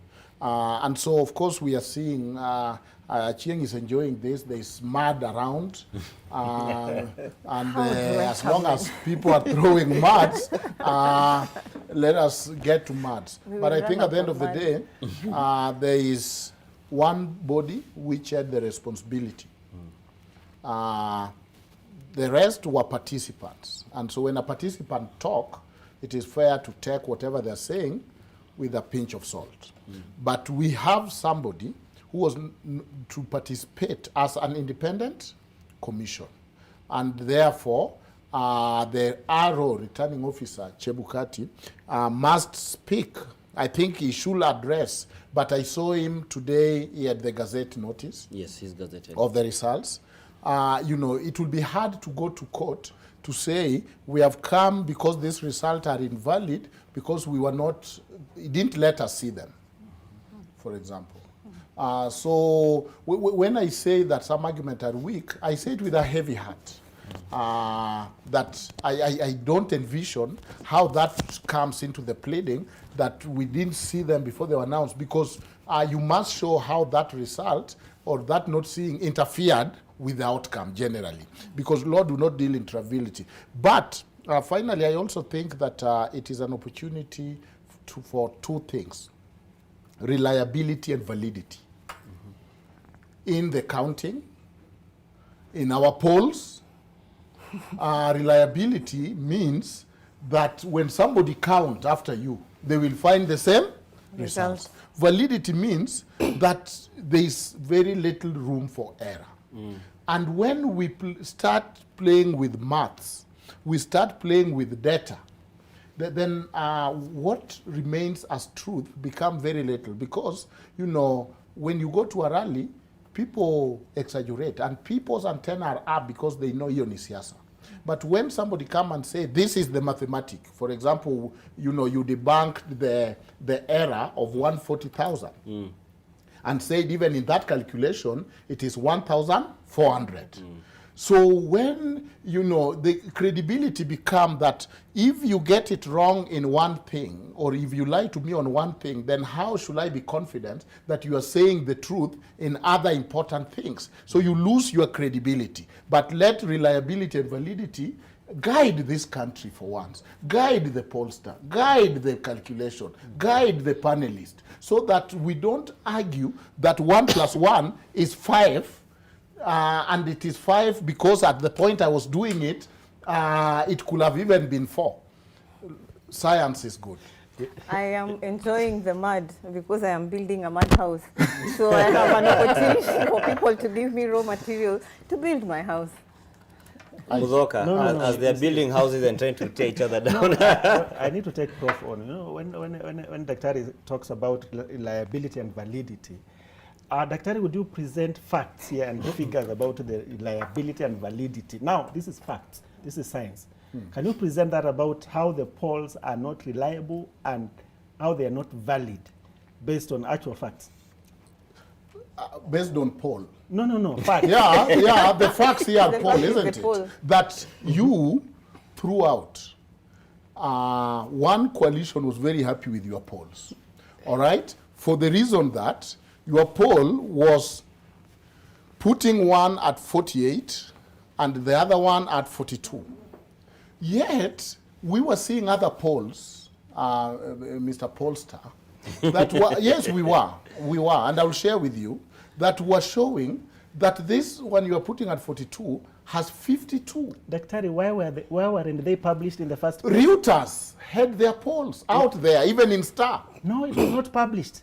What do you mean by publication? In the public domain. It is all over there. It is there in the public domain. It can be seen. It can be verified. So is it a race to publish or a race to be... No, because this is knowledge. Perhaps a way forward. Again, yeah, way forward is important. Yes. Yeah.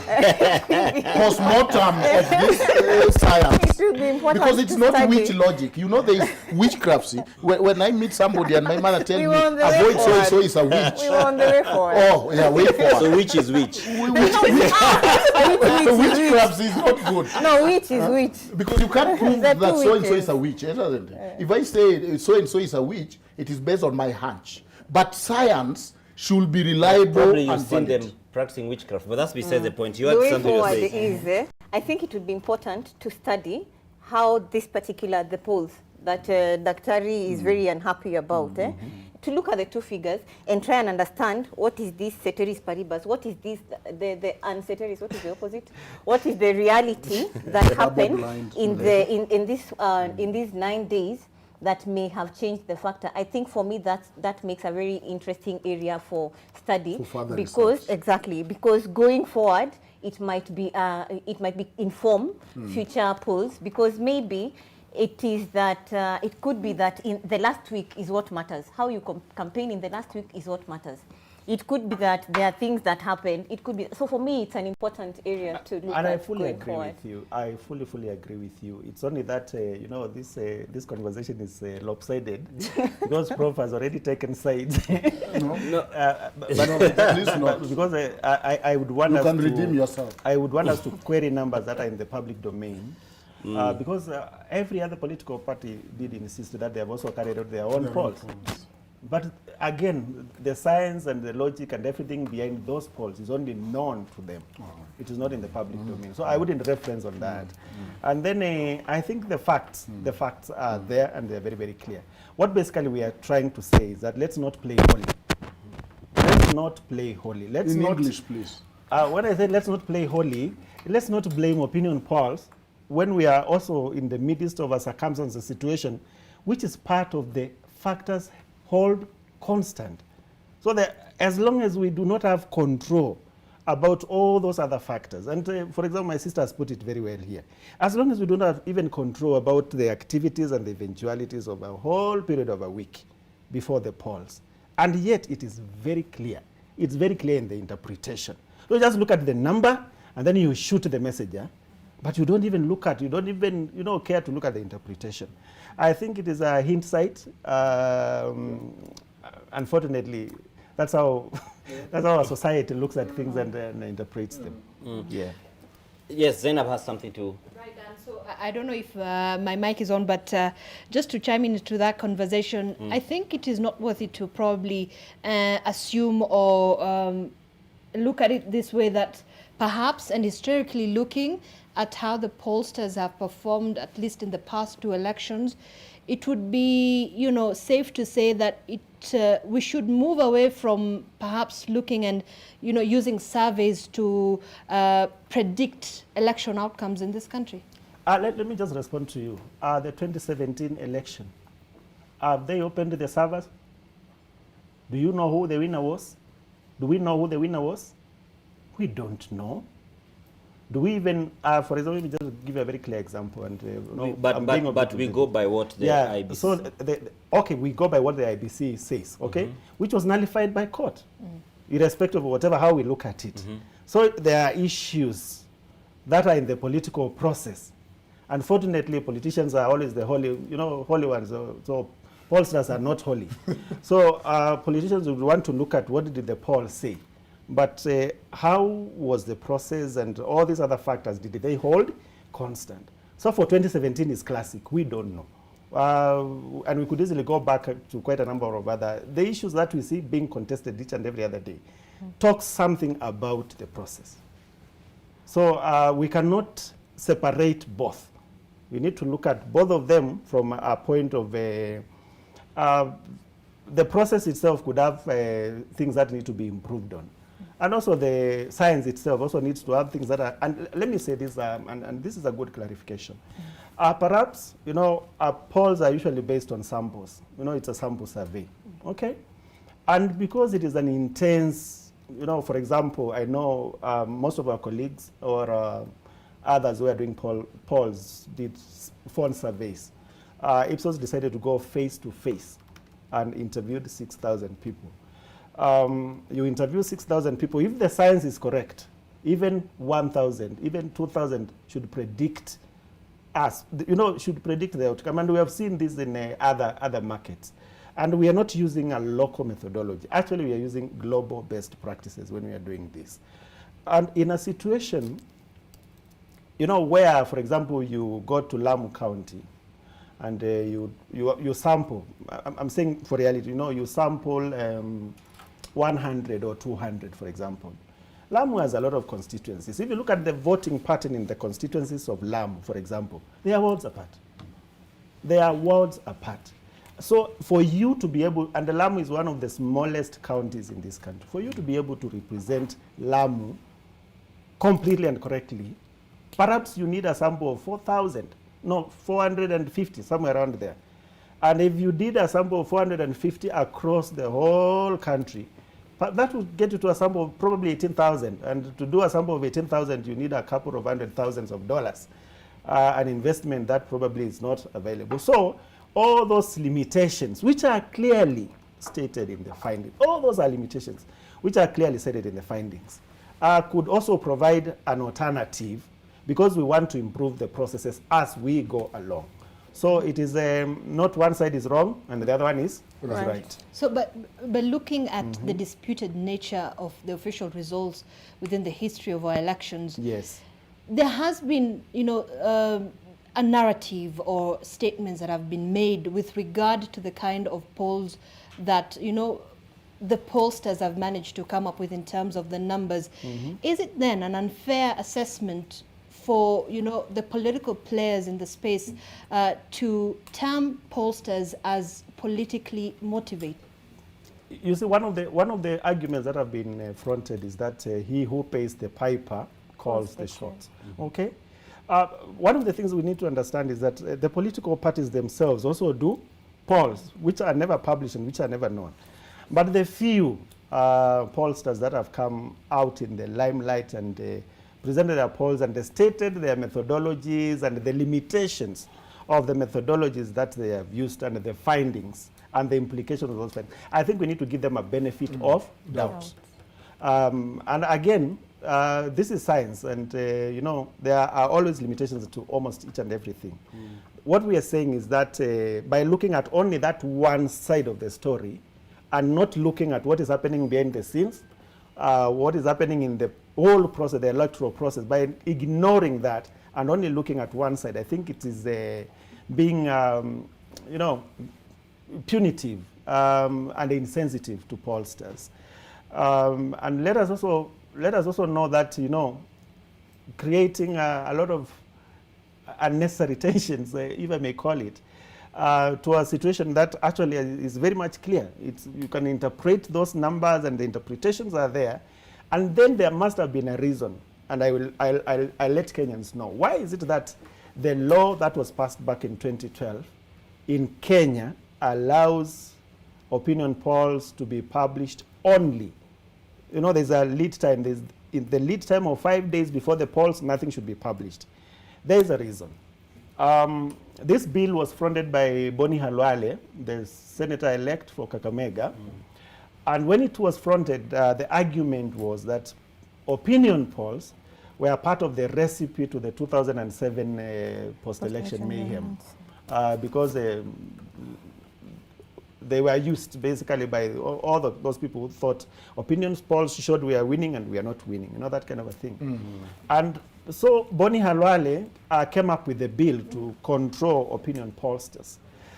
And actually, he had a meeting with the Marketing and Social Research Association, because they were also looking at global practices. There are some countries in the world that do not control opinion polling. Others leave a window. There are those who do not allow opinion polls at all 1 month to the, to the election. So it's varied, the varied implementation of that kind of a clause across the world. So in consultation with the Marketing and Social Research Association, which is the umbrella body, that is the industry body for market and social researchers in Kenya, they actually advised, the researchers advised that let's go with 5 days prior to the poll. So there was our effect. There was our input into that particular bill. And that bill was published so that nobody will ever in future use opinion polls to say that they won or they predicted the election wrongly. So even the bill acknowledges the fact that there could be so many other factors that could change an election after the opinion poll, which can actually call an election, can decide an election, besides the opinion poll. But I've given that explanation to Kenyans so that they understand that it is not just about the opinion polls. We have given so many other issues, issue-based polls. Let's look at also those other issues which are important. And this one number that the media projects, it is this versus this. I think the media should first take the interpretation. This is the interpretation before even they show the numbers. So there is also a level of bias in the way they are reported, and how some of the very critical facts in the interpretation are also ignored. I think just before we take a break, there's one question that I've seen repeatedly being asked, especially in the public, when it comes to the methodology that pollsters use, which is basically, ethno-political zones. You know, the Nyanza region, the Mombasa region. All right, Dan will continue because my mic has. Oh, sorry. So before we get to her question, why is it that, and I'll still stay with you for a bit, why don't all you reputable pollsters come together, because you are funding your study, Infotrack is doing theirs, TIFA is doing theirs, name it. Why not come together, especially for a poll as significant as the national one, and do one which will allow you to have a larger sample size, have a bit more granulated data. Bigger data. Where, I mean, is there a scientific reason, or is it, why doesn't that happen? Let me ask a question really here. So even if we did an opinion poll with 100,000 people, extremely representative and extremely robust, but the process again as whole, will we ever predict an election in this country? Maybe it limits. Go ahead. Sorry. What we are saying is that there are those other issues around the process. There are those other issues. Even if we did an opinion poll and there's still a lead of 7 days to the election day, those opinion polls will never, to the fact, because what we are saying is that voter intention is a moving target. Voter intention is a moving target. It solidifies at the last minute. You see, the challenge is that... Sorry, even before we get into the challenge, I just need us to take a quick break, then we can come and wrap up, and we'll pick up from the challenge. We'll take a short break on Decision 2022. We'll be back as we close with these good people on the round table, as well as Zainab Ismail. Stay with us.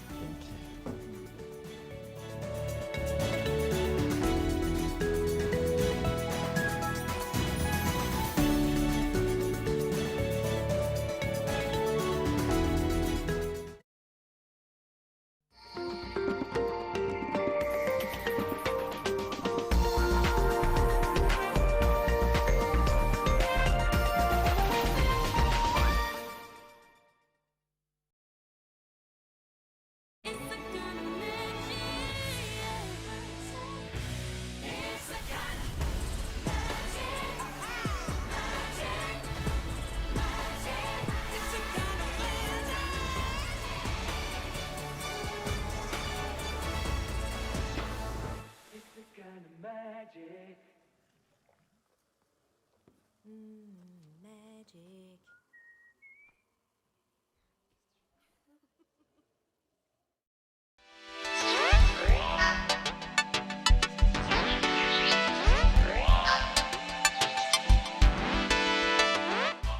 Join our September 2022 intake, download an application form from our website and enroll today. Or visit any of our campuses in Limuru, Nairobi, Machakos or Nakuru. This is St. Paul's University, your university of choice. Welcome to the NBA Finals. Now this is a celebration. The finals, when 60-foot prayer can get answered at the buzzer. It's more like 61 feet. I mean, you gotta be great from game 1 to game 7. Because when the champagne stops popping, does anybody know what's left? Legendary status, my man. Yes, Dirk. Exactly. Oh my greatness. Dave, this line is not going down, and you're burning up. But I'll sort you out, my friend. See that barrier? Go for it. Yeah. Bing bang bing. Kama mbunge wako, umefanya vizuri sana kunipigia simu. Nikishika simu yako hivi, kitu ya kwanza, okoa jahazi yako, nalipa. Fuliza, nalipa. Hautawahi fanya please call me tena. Those are things of the past. Airtime yenye nitakununulia ni for life. Wewe na familia yako, nikupatie bundles. Utakuwa kwa internet 24/7. Hata ukikufa, mahali utaenda, bado utakuwa unasafia huko. Mimi nakwambia, kama mbunge wako, hautawahi teseka tena. Hautawahi reverse call mtu tena, kwa sababu umenipigia simu. To get political promises, dial star 812 star 799 hash. Skiza na Nation.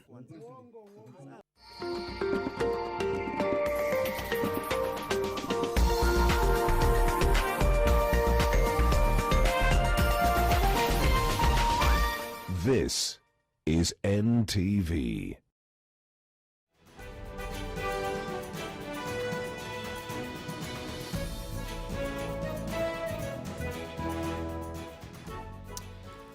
Welcome back to this last part of the hours that we might be having.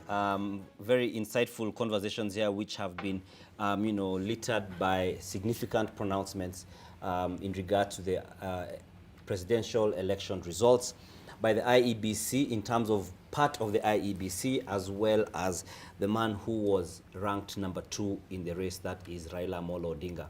And would need to come to a close in this. So, Dr. you were about to say something as we come to a close. Okay, yeah, thank you. I think the purpose of why people do science is the generality that we get from the study. And that is why it becomes an important thing. That you can generalize and say, even if it was medicine, that though you will not do that with it won't be polling, but you can generalize from that to say, therefore, this is the trend. So that even if we didn't have election assuming, we will say that according to the polls, this is the generality, and therefore it is fair to park this issue here. And that is why it became a very important issue, because with science we generalize. And we are saying this is the trend, and this is probably the outcome. Secondly, it is the issue of probability. That what is the probable chance that all the polls that published had Raila Amolo Odinga ahead by that same number, and they were all wrong. That is why we are having this conversation. That is it random? That they were all right. Either they were all perfect or they were all wrong, but as a choir, doing independent polls separately, there is very little probability that they will all make the same exactness or the same mistake, and then find all of them that NASA was ahead. That is what is raising some doubt. Second, finally, because, of course, so we are not shocked when a politician gets it wrong, because they are talking about their self-interest. But when a body come and say, I'm a scientist, listen to me, and they first clear their throat and say, now wait, forget the politics, I'm talking to you as a scientist. There is a little high expectation, as she was saying. There is a little bit of vulnerability of the listeners, because people raise their ears to say, there is generality and let science guide our life. We don't do these polls for the sake of just fun.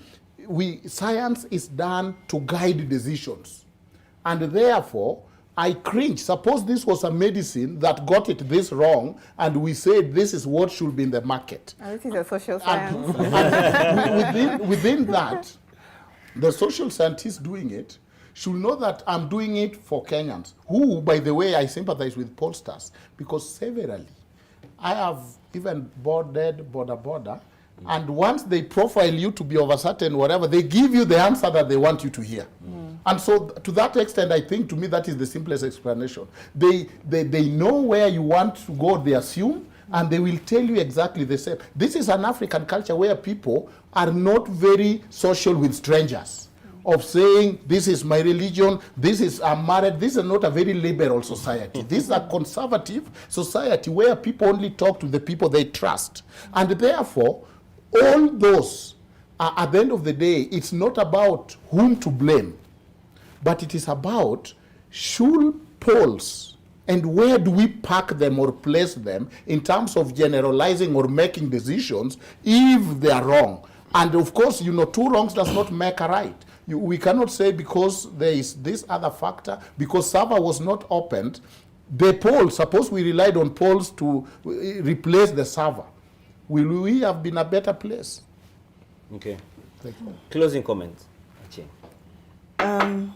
Yesterday, I think when we witnessed chaos at Bomas, there was an air of fear.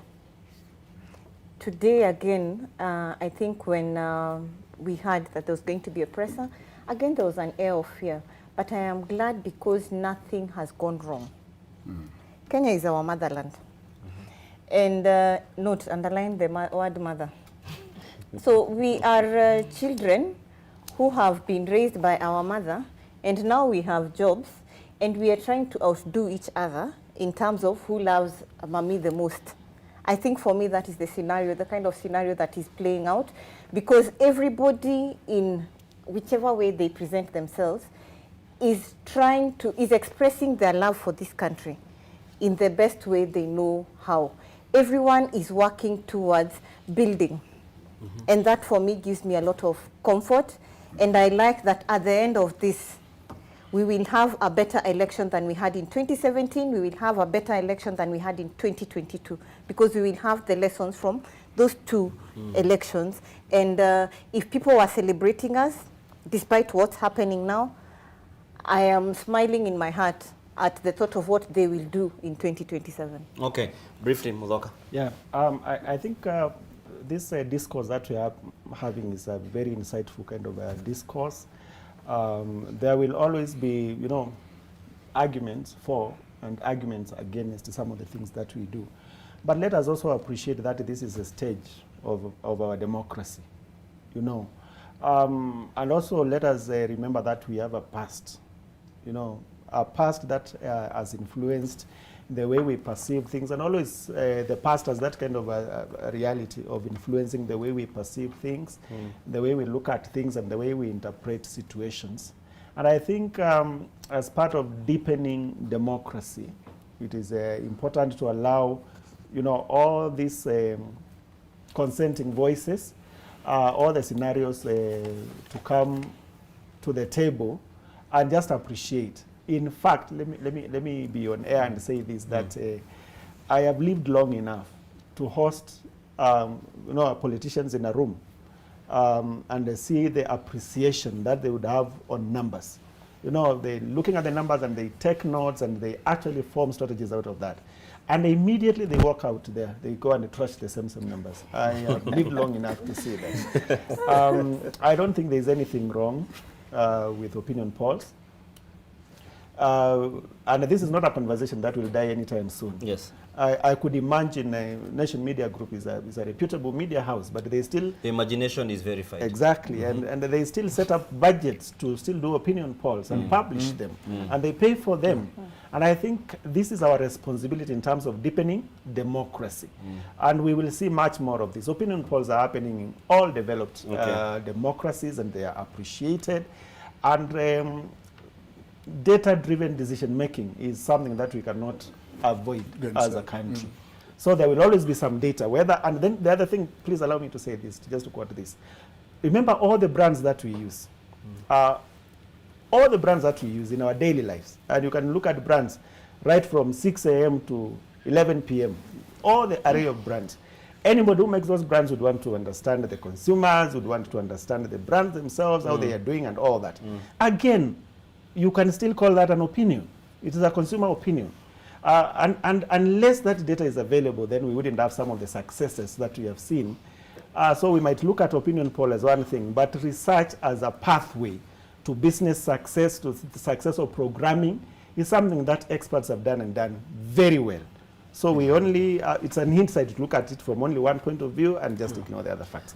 Thank you very much. And this brings to a close our discussion here. And I will just request the indulgence of my director for less than a minute. Duncan, I'm seeing a lot of questions online asking whether you have any relation to Miguna. Do you? Yeah, almost. I'm very proud of that. Though I disagree with some of his nini, but Miguna is somebody that I will mimic. People say copycat. At least I'm copying the right cat. So I'm very proud of that. I don't know whether we have a relationship, but we are both Luos, so chances that... All Luos are related. I saw someone else saying the same. And that is a good thing.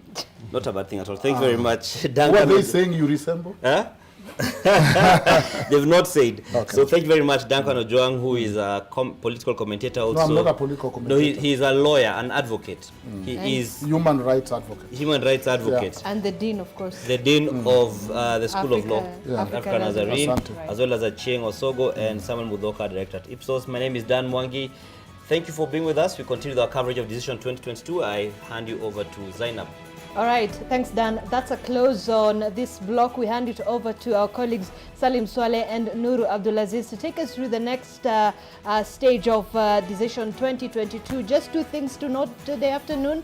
The Azimio la Umoja coalition presidential candidate Raila Odinga has rejected the presidential results, and he's expected to head to the courts to challenge that result.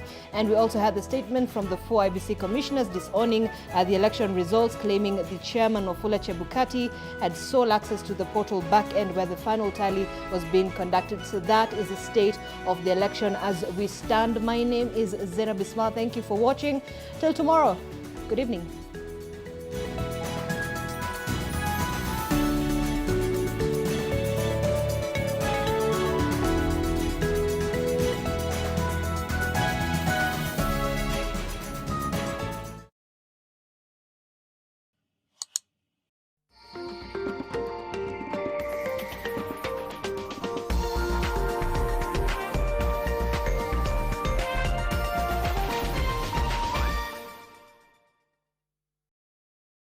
Kama mbunge wako, umefanya vizuri sana kunipigia simu. Nikishika simu yako hivi, kitu ya kwanza, okoa jahazi yako, nalipa, fuliza, nalipa. Hautawahi fanya please call me tena. Those are things